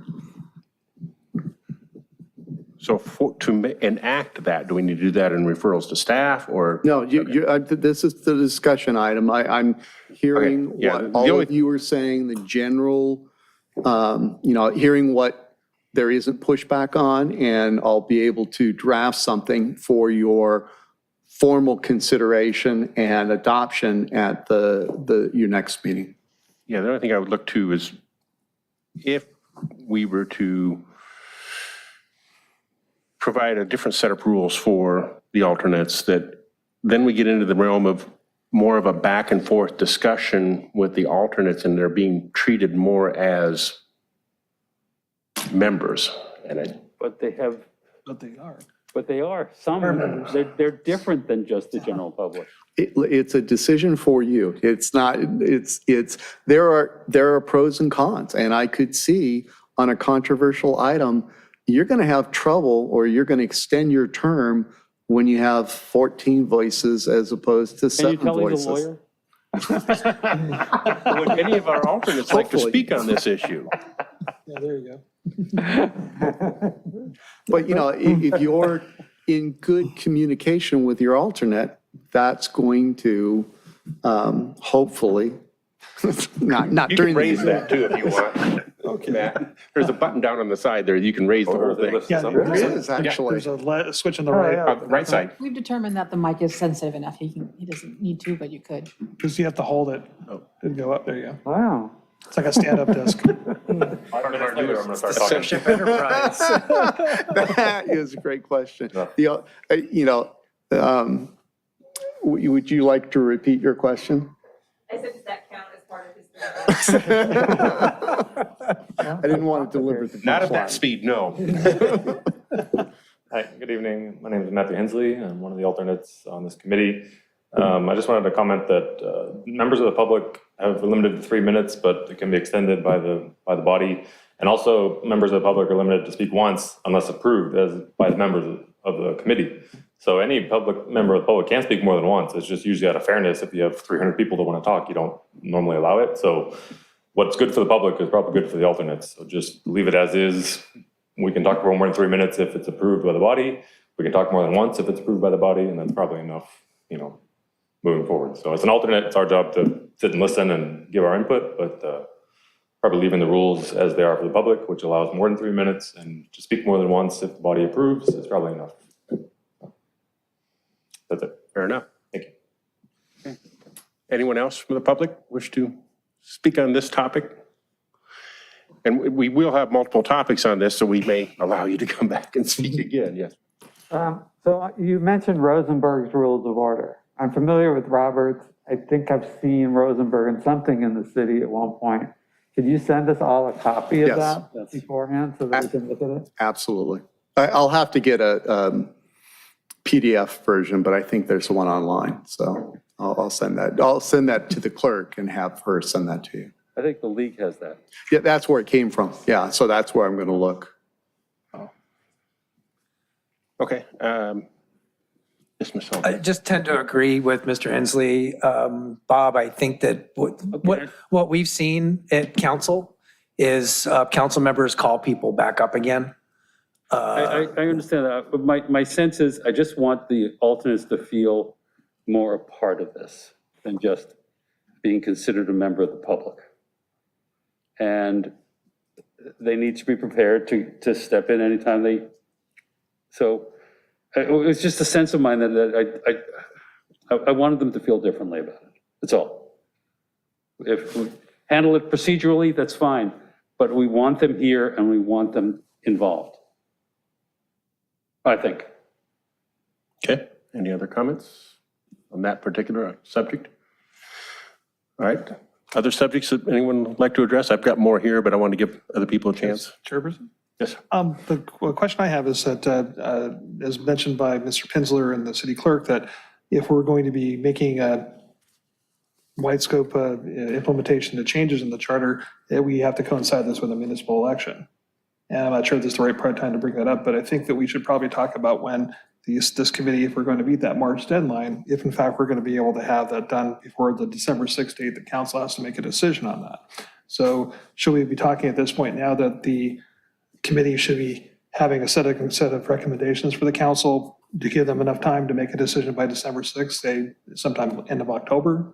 It seems like that would be something that we're going to probably have to decide now if in fact we're going to make that deadline, because if not, we might be, as Mr. Webb said, into 18 months or 2 years out, which I don't think is really appropriate because the charter, I mean, you could read through this in a half hour, 15, 20 minutes pretty simply. And when I looked at the recommendations from the last charter committee, they almost a third, maybe a little bit more of that, the recommendations were not adopted. And so we're making recommendations to the council to actually implement.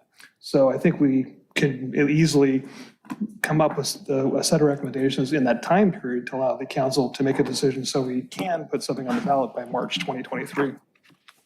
So do we need to decide that now? Because I'm not seeing anything here. Yeah, I would suggest that you have your first substantive meeting before you do. Because then you'll get a sense of, it's kind of in order and low-hanging fruit first, and you may be able to get through that, but you may have specific questions about what staff is recommending. You may think differently, and that will give you a sense of how quickly you can be. And it was, January to November of the following year, so it was 23 months. And it depends entirely on how much you want to broaden that list, because it is not, my introductory remarks were not hyperbole. You have the ability to recommend to the council to put before the voters fundamental changes in how our city is governed. And so you heard a view from committee member Pinsler that, we need to look all the way back in history and see if the rules that were originally set up no longer apply to current, Redondo. That's going to take a long time. But we'll put all of the things above administrative matters. We'll put all of the items on the next agenda, and we'll see how quickly you can go through that. And perhaps, I'll suggest the clerk put on the agenda sort of the timeline issue, so you can discuss it then. But I think it'd be better informed when you have something substantive in front of you. Yeah, go ahead, Mr. Risson. To that point, one of the items for discussion was the number of meetings. And I think it's difficult at this time to determine a number of meetings until we get a better idea of what the scope was of what everybody would like to discuss for each of us to visit with that and say, well, this wasn't included and we are permitted within the resolution to discuss other things. So a member of the committee might have another discussion item, or how long it's taking to get a staff report back, something that requires more research that could affect the fluidity or the number of meetings that we might have. And council may add to their list. Yeah, they could. I think that's the reason they wanted to compartmentalize it. They didn't want you starting with, one of the items that came up at the council meeting where they discussed it was, I think, one of the council members, MD, had talked about, do we need a mayor? Most cities have revolving council persons. Well, if you started with that, you'd go 6 months and not have anything before to the council likely. And so to do justice to it, because again, you don't want any unintended consequences, because it can't be changed potentially for 2 years. And I didn't get any indication from council in listening to the proceedings that they had an expectation they would have something ballot ready by a certain ballot. Well, I do think those identified first two items, I think they want that on the November election. That's why they put that in there, because that will improve efficiency if the staff view. You're talking about the fiscal limits, contractual obligations, the list of. The issues of outdated and inflation and things of that nature, those are big issues. And the other issue to think about with the elected positions is that once the position is posted and people get signatures for it, that is locked in stone for whatever that term is. I don't think you can change that in the middle of a term. No, you can't. So You can. Not in San Bernardino and a couple Yeah. other cities. There was an issue with that in another city. There's a big lawsuit on that. Yeah. I think it was San Bernardino. So timing of this, of any of these things is important. And proper haste is good in this situation, particularly, especially in the fiscal areas. Those are really demanding an issue of speed. But again, you don't want to institutionalize an unintended consequence because you can't fix it. You know, unlike an ordinance, you cannot fix a mistake in the charter. And then you can't, so. You could always recommend that those things be taken out of the Out of the charter. charter, that's another thing. Right, exactly. So, but that maybe take another 2 years to get back before the voters. So I would encourage patience and thoughtfulness and deliberation, but you're going to start with the things that most likely you can be done quickly, but I don't think the staff recommendation should necessarily be rubber stamped. You all come from different perspectives and you have, yeah, that's okay, but I want this control or I want this in place. And this is your opportunity to really have a meaningful impact on our city constitution going forward. So that's why, you know, per the motion that passed earlier, I'm going to talk to the mayor about agendizing the resolution so you can meet as often as needed, but still give proper deliberation. But, don't feel that urgency, but it would be good to get things before. John wouldn't be quick, but don't hurry. Very good. So would the intent be for the committee to address the things in basically the order in which they're presented? That's what the council wanted. They put, I think that's appropriate. yeah, and what I'm telling you, unless I hear otherwise, what I'm going to suggest to the clerk putting on the agenda is all the numbered charter sections. And then we'll see how much you get through, and then we'll go to the next item, which is a fairly broad collection of administrative issues. And they're looking for your input as much as staff's input and the elected officials' input in terms of how can our city administration be more efficient, more effective, more responsive to the residents. So I brought this up in L3, I think now we're in L4, but I think that one of the rules or procedures we set up is what's the target time that we're going to go to the council in the month that we go there, and have the chair or the vice chair be the spokespeople that will do the report, and we can decide if we want a written report or an oral report and how we want to present to the council. Yeah, the council was silent on it. If you try and give an oral report and if it were a really, our council meetings are going, yeah, our council meetings are probably not going to return to ending by 10:30 anytime soon. And so I don't know how much they're going to want to. For example, there is a strategic plan item that the council had said, the top priority, we want a report on it. And the Mayor Pro Tem basically explained to a colleague, hey, can you wrap it up? Because, basically we're not listening, it's so late at night. And I'm not saying he's wrong, but that's one of their key things they put on the strategic plan. So if you're on one of those nights, I don't know how much they're going to want to hear an oral report. So I just throw that out, but now is the time to We used discuss. to meet till the sun rose sometimes.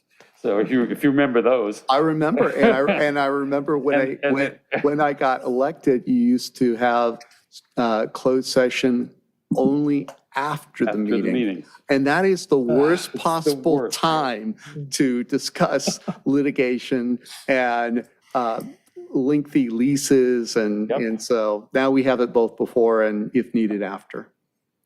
But yes, yes, I have a distinct memory of that, Mr. Pinsler.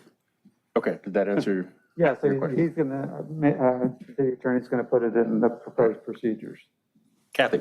Thanks. I was just going to say that due to the technical nature of some of what we'll be doing and using language, I think a written report to the council would make the most sense. I mean, this beyond just maybe the oral report might not be heard, but I also think we're going to be, looking at language, and it would make sense to have that presented in a written report. Yeah, when we get to the point that we're actually bringing forth an official recommendation a final recommendation we voted on, that would certainly be written. Does it even have to, I mean, even if we haven't voted on it, couldn't it be that we are deliberating?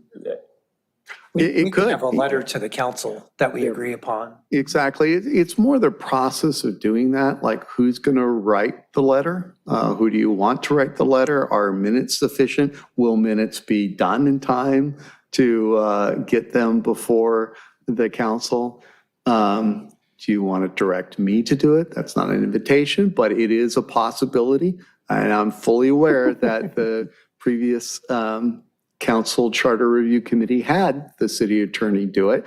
But I also want to be aware that, make certain I reflect accurately what you're doing. So if you want to try that approach, I can, because you may meet at the end of June, and that will be your first substantive meeting, I can prepare a draft report for your meeting in July.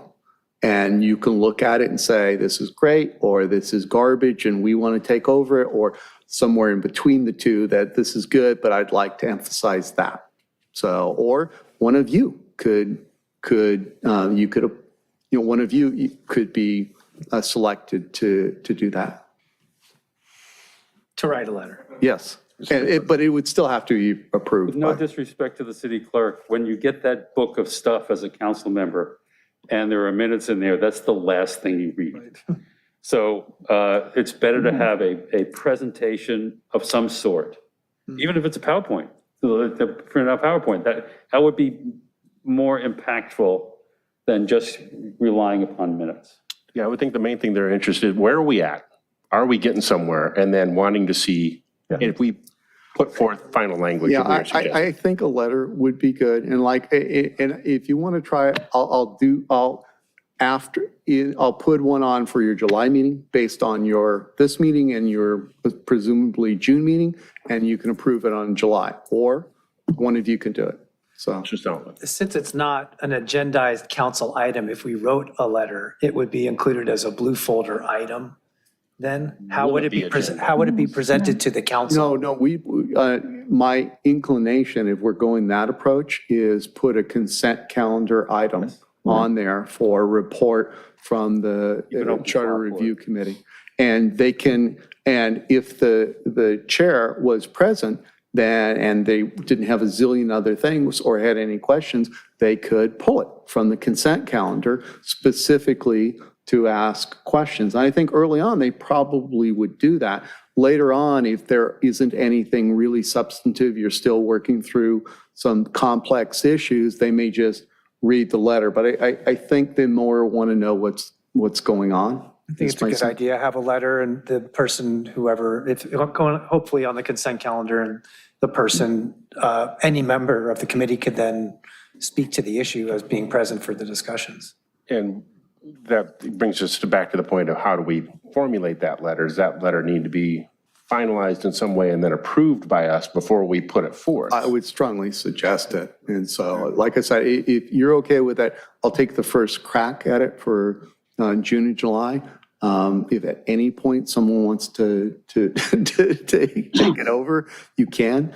On some specific issues, you may want to take it over because I may have strong opinions on it. So, Rolf?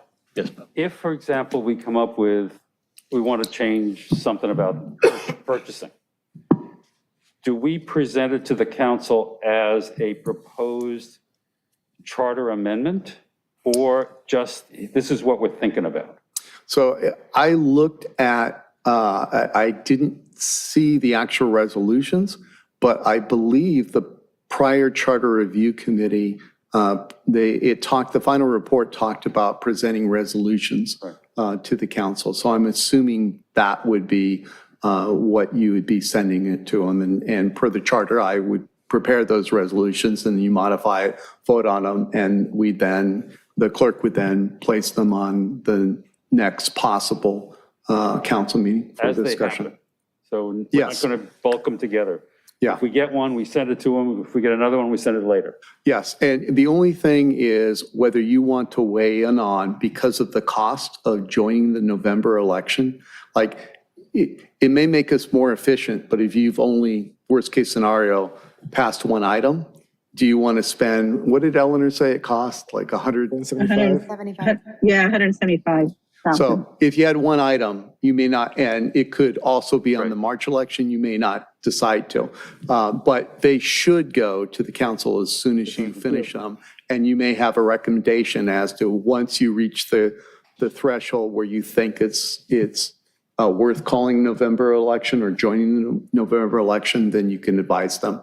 But they have to balance the budget, so they'll figure it out. Ron?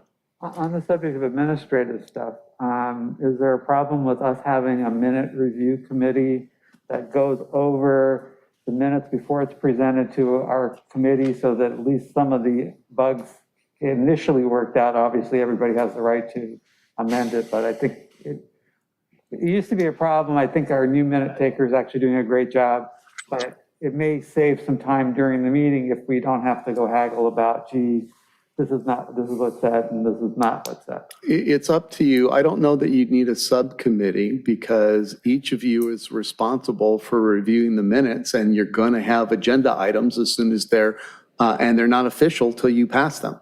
And so that's the time. Unfortunately, many bodies get in the habit of just passing the minutes because there's so many things to read in the binder. And it's not until later that the minutes that were officially approved by a body can conflict with what the video evidence of, what actually happened, what was voted on, what was said, which is a joy for people that have to resolve that. So I would strongly encourage, the only reason I say not a subcommittee, because I really think it's dependent upon each of you to check those minutes. I volunteer if you need somebody to look at them. I found it useful in my commission to actually review it beforehand because it saves a lot of time during the course of the meeting. You don't have to appoint it, but if you do, I think you should do that. And because I think the other committee members may welcome that approach, but you're all each responsible before Yeah, and we can you do it vote not on only it. for ourselves, but for comments or commentary made by other people. If we Yep. found something, Mr. Solomon, I believe you said this and things like that. So, yeah. What I found in the Budget and Finance Commission is that our minutes are more of a synopsis Right. rather than a literal line-by-line recitation of what we have. So in that case, you get to be the replay official in the booth and go back to the videotape. Yep. But for this committee, do you think the minutes be more recitation or more of a synopsis? Well, it will not be a transcript. It'll be a summary. It'll be a summary. Okay. Right, And right. I think But the your other letter, thing, go ahead, Eleanor. yeah, I just wanted to mention that if there is issues with some of the minutes, you can contact us beforehand. So that way we can, because what we have to do is review the video also. And then we would change that. So that way it's done before you're back at your meeting. That's what I just wanted to make a comment on that. But we would get them, 72 hours before. 72 hours. Didn't have much time. And you get the joy of watching a meeting twice. Exactly. We do that. That's for instance.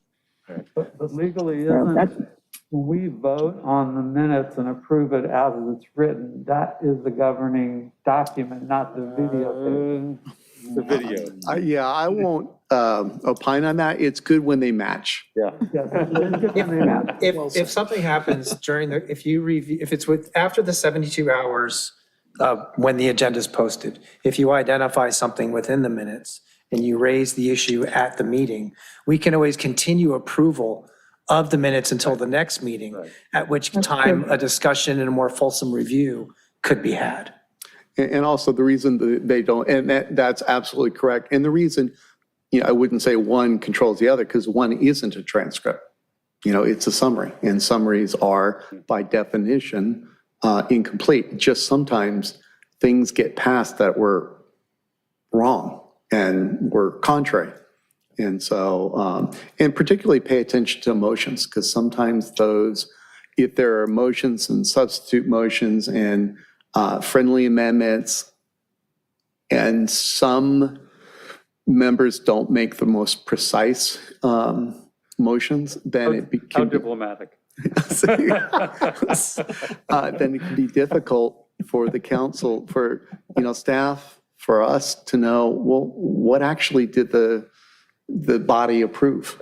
Okay. Further subjects for procedural items from anyone? I still have more, so. Go ahead. The resolution calls out for voting to be a majority of those present for all matters going forward to the council. It doesn't cover all matters before us. Are we in agreement that it would be a majority of those present for all matters? I disagree. I think if there are only 4 of us here, 4 is a quorum. 4 has to say yes in that situation. That's the way it is on the council, correct? It's If 3 people, 2-1 doesn't fly. It depends on what it is. There are some things that require 3 votes. There's some things that require 4 votes. And that's why I asked this question, because there can be some things like that, but would we face those things? Let me look in Rosenberg's, because I think that may cover it, and you can address The resolution is specific as to a majority of those present for the key thing, which is the subject matter going forth to the. And again, we have alternates. Yeah, so I don't, but as soon as I say I don't foresee that happening, 3 people won't be here and something will pass 3-1, and then you'll wonder. Yeah, but in the resolution, it's votes as to whether or not to recommend specific changes to the charter to the city council shall be by a majority of the vote of the voting members or their alternate in their absence present. So And that is the most serious It of the is. things that you're going to consider. your And point. you can't change that. So you could potentially pass a resolution to drastically change some part of our government with 3 votes. Now, I will mention that you saw in the final report, there were some items that kept bouncing back and forth, and even the committee reversed itself and then unreversed itself on a particular issue. So I understand your comments, but are we in agreement that all matters would be subject to a vote of the majority present? I would disagree with that. That includes agendizing things for the next meeting, so yes, that would. I believe that it should be at least 4 votes, no matter what, Okay, but in order for it to be positively accepted. yeah, but see, the can't problem, change you that. can't change that. 'cause unless we that's- propose that as another change to the resolution. It is in the resolution. My guess is they assumed that because there were alternates, that there will always be 7 of us. Yeah, I would probably recommend you defer that until you find out if you're ever having the problem. Because, there's already a problem if you're only having 4 people at a meeting. When you have 7 members that volunteered to do that and you have 7 alternates, if you have 4 members, we're already having a problem. So and the most serious things can't, you can't change that. So why don't you defer that? Because you can always change your rules until we see if that's more than a theoretical.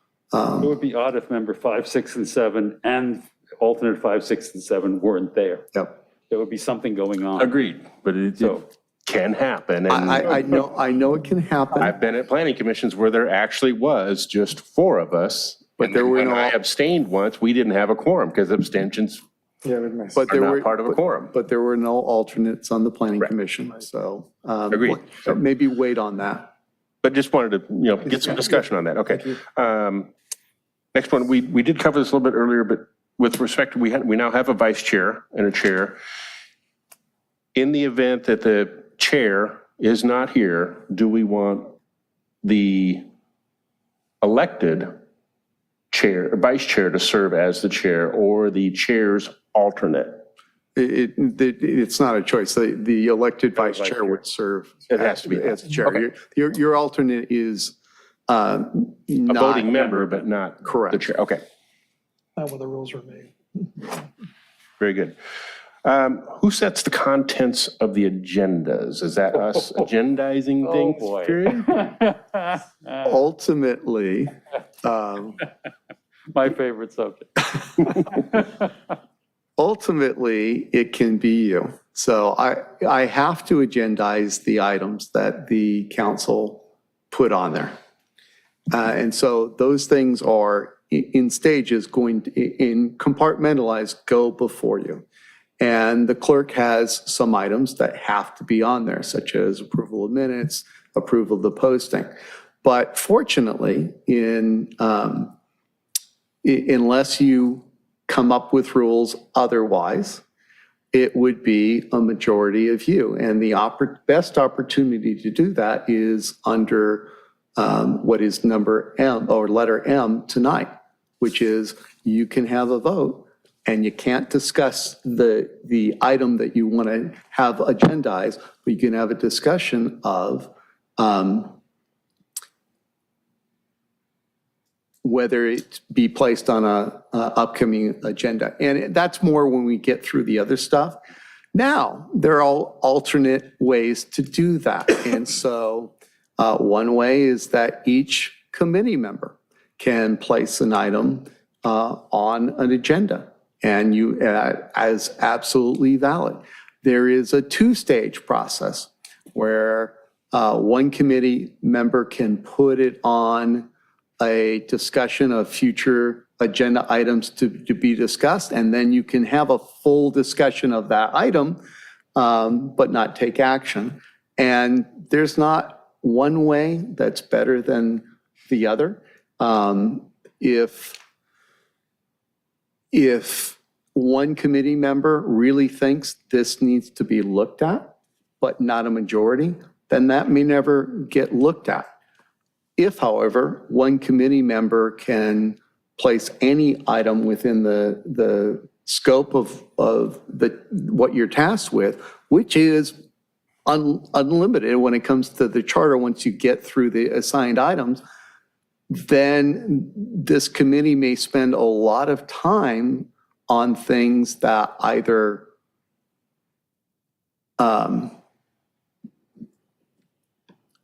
are unlikely to be approved by the committee, or unlikely to be approved by the council, or unlikely to be approved by the voters. And so,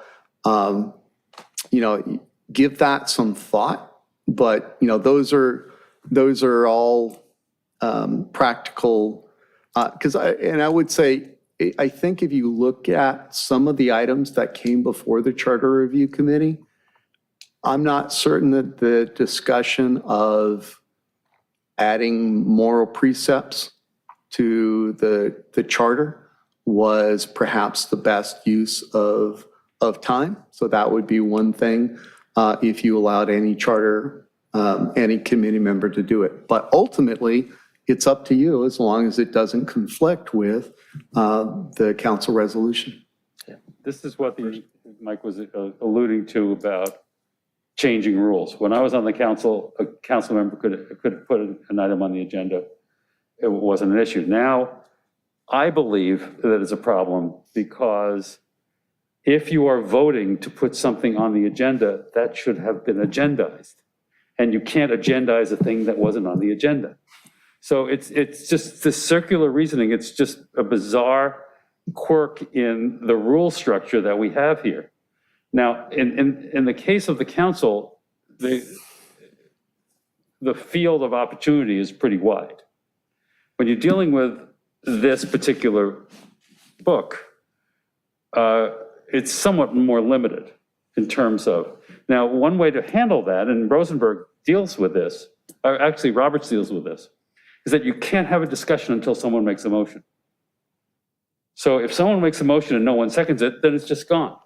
It goes away. So if someone comes up with an idea that no one else thinks is worth talking about, you just don't, someone makes a motion, doesn't get seconded, you move on. So there are ways to get around this. My concern about voting on voting is that I don't believe that it follows the Brown Act. But that's another, Well, that's a long discussion we have had. We've had that before, and if you recall, I did pull out the case that specifically allows you to do that. Yeah. And so what you can't have is a full discussion of whether it's a good idea or a bad idea to pass that. You can have a discussion of, is this worth our time or not? A compromise way is that two-step process, which is any council member can put it, or committee member can put an item on, and it will be agendized, and then the committee as a whole can say, all right, do we want to agendize this for future discussion, for in-depth treatment? And there you can get into a broader discussion. So that two-step process is used by some council, some cities. The problem with using the Roberts rules is once it's on the agenda, the members of the public have a right to talk about it. So you can, none of you want to make a motion, and if the members of the public really think that this should happen on this issue, you can, That's right. it, depending on how many of those people are here, you can have an hour of discussion over something that none of you ends up making a motion on. So, Actually use Roberts, so it's not the issue. Anyway, it's way more complicated than it needs to be.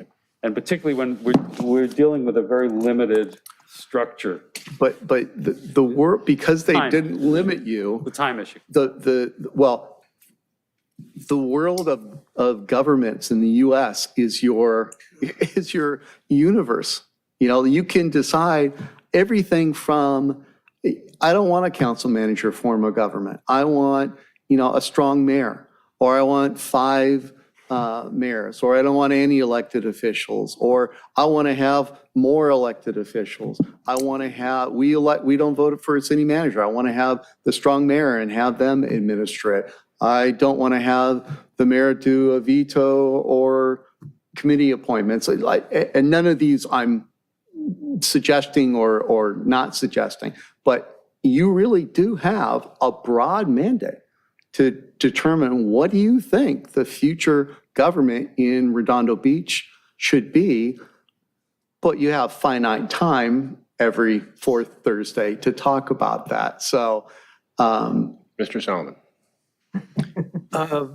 Respectfully, I don't think that the standard is if something is likely or unlikely to be passed. I think that as a group, as a society, we want to indulge the public and indulge their participation in matters affecting their day-to-day lives.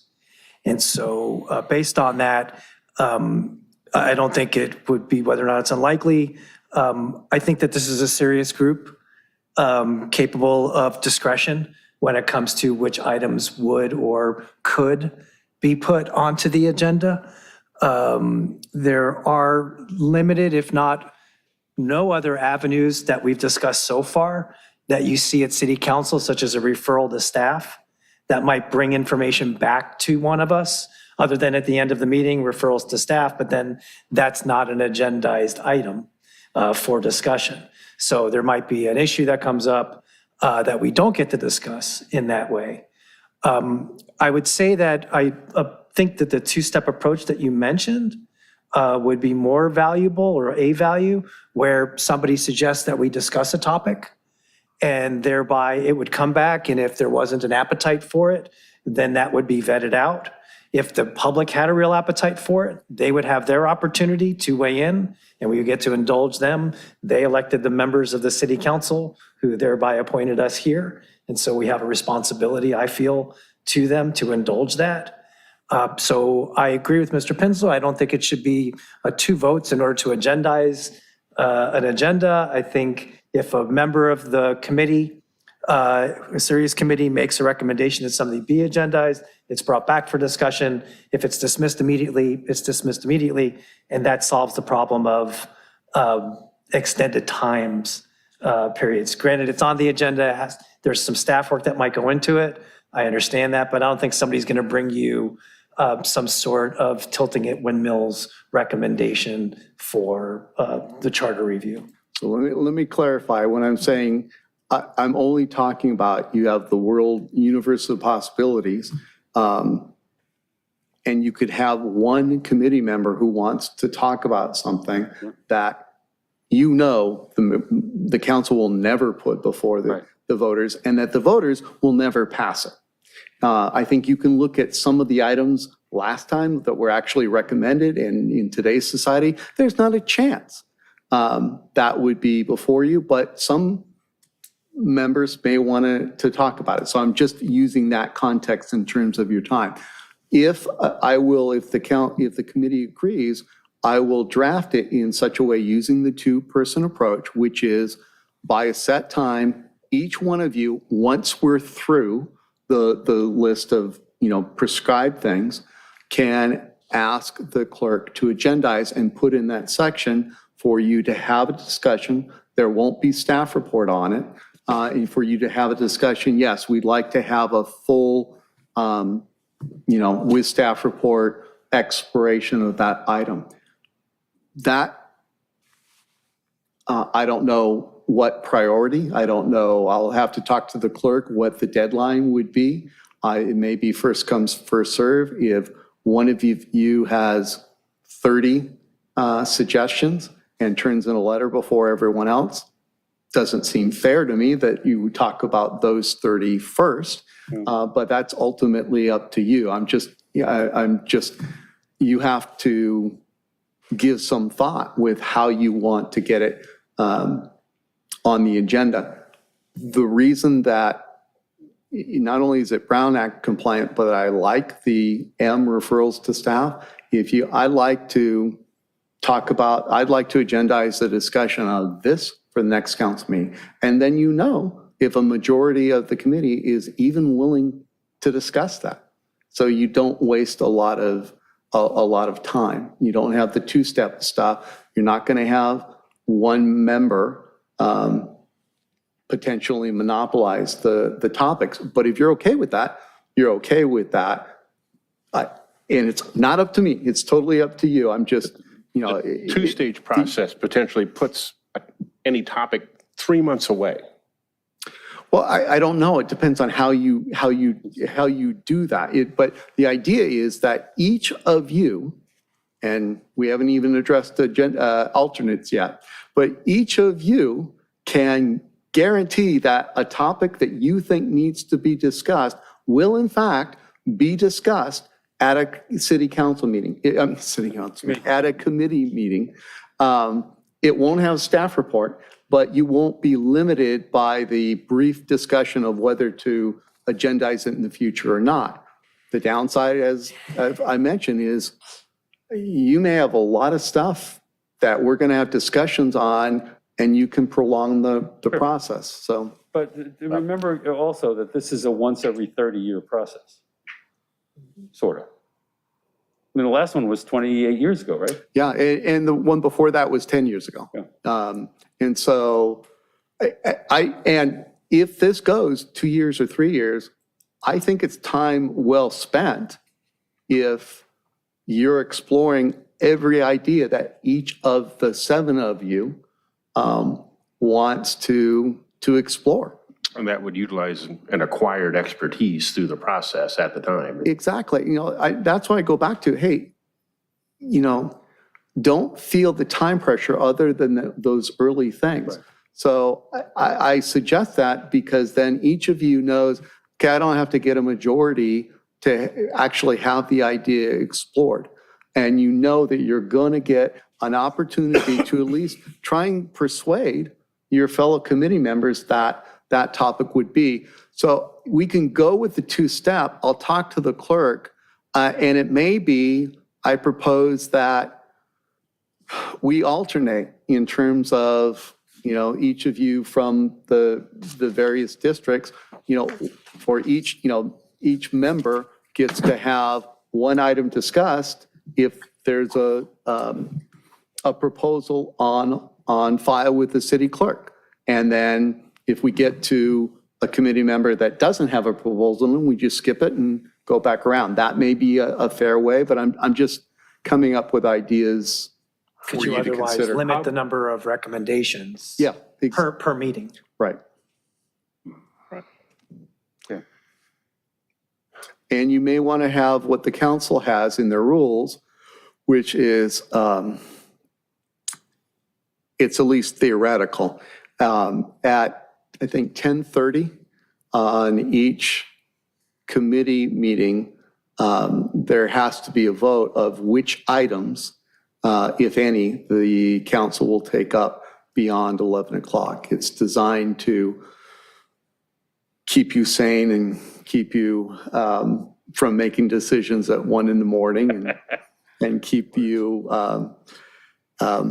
refreshed for work, well, refreshed, at least awake for work. It always tells So- me if a consent calendar is really a consent calendar rather than everything pulled off of it. That is true, but you probably won't have many consent We don't have calendar any consent, items. yes. You're going to have Consent discussion items. So if everyone's okay with that, I'll suggest or write out some variation of the two-step process that guarantees each of you can get a agendized discussion and guarantees that each of you have a fair share. Some will propose more than others, and there's nothing wrong with that, but it will guarantee that yours is heard in a fair and equitable manner to every other committee member. I probably would suggest not allowing alternates to make the suggestions. They can propose it to you, and you can put it on your list. I would suggest that as well. That if they're going to be serving if they know they're going to be serving as a member, then they have the same rights and responsibilities as the members. But they should not they should put everything through whoever their principal is. So I'll based on your discussion, I'll draft those rules. Feel free to, change them, ask me questions about them, and discuss them. And just the only thing you can't do is hit reply all if you ever get them as part of an email, which is a guaranteed Brown Act violation. And other than that, hopefully at your next meeting, which hopefully will be at the end of June, if approved by the council, you'll be able to discuss and adopt at least your initial rules. Is there anything else you want me to consider in drafting those rules? Don't you have enough? What? Don't you have enough? Well, you talk about that particular one we just discussed, or in general procedures? Yeah, general procedures. Okay, yeah, just wanted to go back real quick to the vice chair serves as the chair. In the event that both the vice chair and the chair may be absent, that it would be a temporary chair voted on by the committee. Yes, Sure. correct. That will be in the rules, and I'll adopt it from the current council rules Okay, so that would be in there. or the muni code. It's actually in the muni code. Did we decide, going back to the Zoom component, to make it available or just to disregard that part of it? I thought we were going to leave it to. So I'm going to draft it, and it'll be in the alternatives, so you can keep it or not keep it. But I'll determine what the current emergency orders are, if any of the legislation is imminently passing, so you'll understand what the result is if you pass the hybrid system. It was an executive order, wasn't it? Yeah, and then they pass legislation, and the legislation is the thing that requires the council to approve. I think it's like every 60 days that the emergency is still in existence. You'll see it, I think, under city manager items, like every other month. The charter city, do we have to follow? Well, so we do, because the Brown Act has been determined, has been definitely determined it applies to charter cities. Otherwise, I wouldn't talk to you about that or the council or. The report back to city council, that's every other month. That's what they asked for. Is that going to be set by who as far as, because I know it can vary with agenda load for the council, and It will go on, so I'll work with we the want to clerk. set a particular Tuesday or? So it will be in the month, sometime in the month. And the city manager and the mayor talk about, which items should go on, how the city manager is responsible to manage the calendar so we don't get out at 2 a.m. But the city manager, in my opinion, has particularly demanding task of that with so much that's going on in the city right now. And so they'll determine, but it does have to be in the alternate month. So it's got to come, I think, in July. And that's why I'm going to draft the initial letter for you to consider at your July meeting. And then, it will probably go to the council the first meeting in August. Okay, so August would be our first report out. Right. And would meet the intent of Yes. every other month. Yeah, the only thing I would add there is that for myself, I have the second Tuesday of the month preoccupied with the school board. Okay, and we'll definitely, since the idea is that you will be available, I'll definitely check with you. Second and fourth are our standing Okay, meetings. It's so not we'll- always those, but it's, If Vicky, if you can help me remember the first or third, I would think mostly if it gets approved at the fourth meeting, it would be the first Tuesday. If you're meeting the fourth Thursday, generally that will be available to be agendized the first Tuesday. If for some reason it can't be, then I put it on for the third Tuesday. Originally, the second Tuesday meeting was, we were having so many closed session meetings that it was supposed to be only a closed session meeting. It still is. It's still the way it reads. And I generally try and load up the Closed session stuff. the closed session, but the number of items available, that had to be handled. Yeah, okay, we have enough on our committee agenda to I know. not go into the full history of the council, but that completes everything I had as far as listing. Yes. I just want to make a comment. This is the city clerk. So if we have a meeting on July 30th, or excuse me, 28th, that's an agenda for our August 2nd. So we would probably have to put the report on the third meeting, just so you know. Okay, that's fine. You're still issuing a report and they'll consider it every other month. If you want, anyways, never mind. So we're okay with that. Yes. Yeah. Which eliminates any possibility of something being on the November election anyway, seeing as how it would have to be presented to the clerk by August the 12th. Or the city council would have to have approved it by August the 12th. Right. Yeah. The timeline gets stretched out and becomes very short for getting things done. Okay. And I made that point to the council because originally it was like, and they talked about it maybe 6 months ahead before they appointed it. It's like, hey, what can we get done? And the last charter review committee was appointed in July with a goal of getting stuff on the following March election.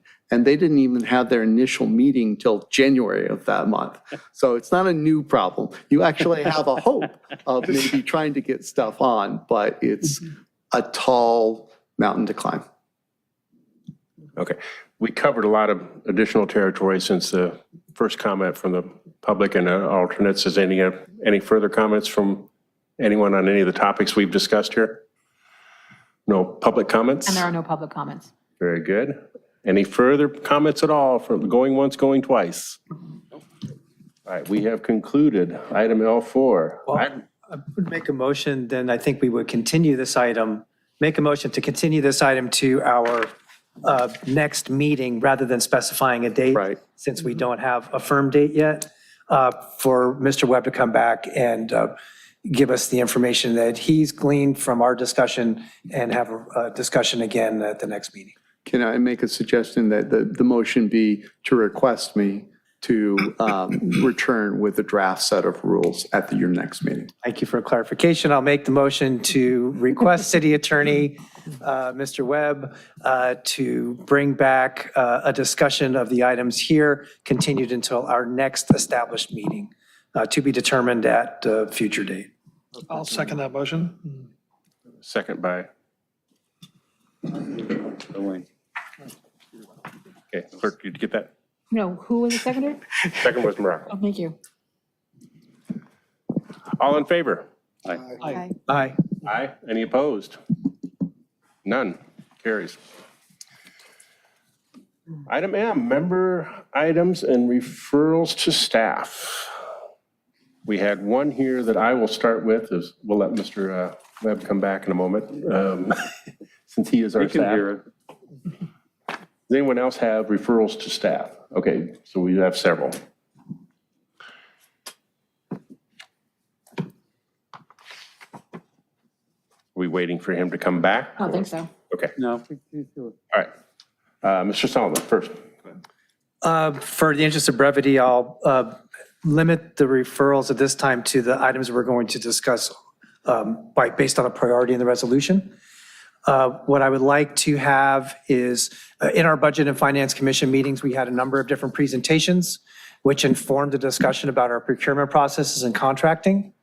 So there was the Moss Adams report. There was the first part of the Moss Adams report was about roles and responsibilities that may overlap into contracting and procurement. And the second part of a Moss Adams report was the top 5 projects, including procurement.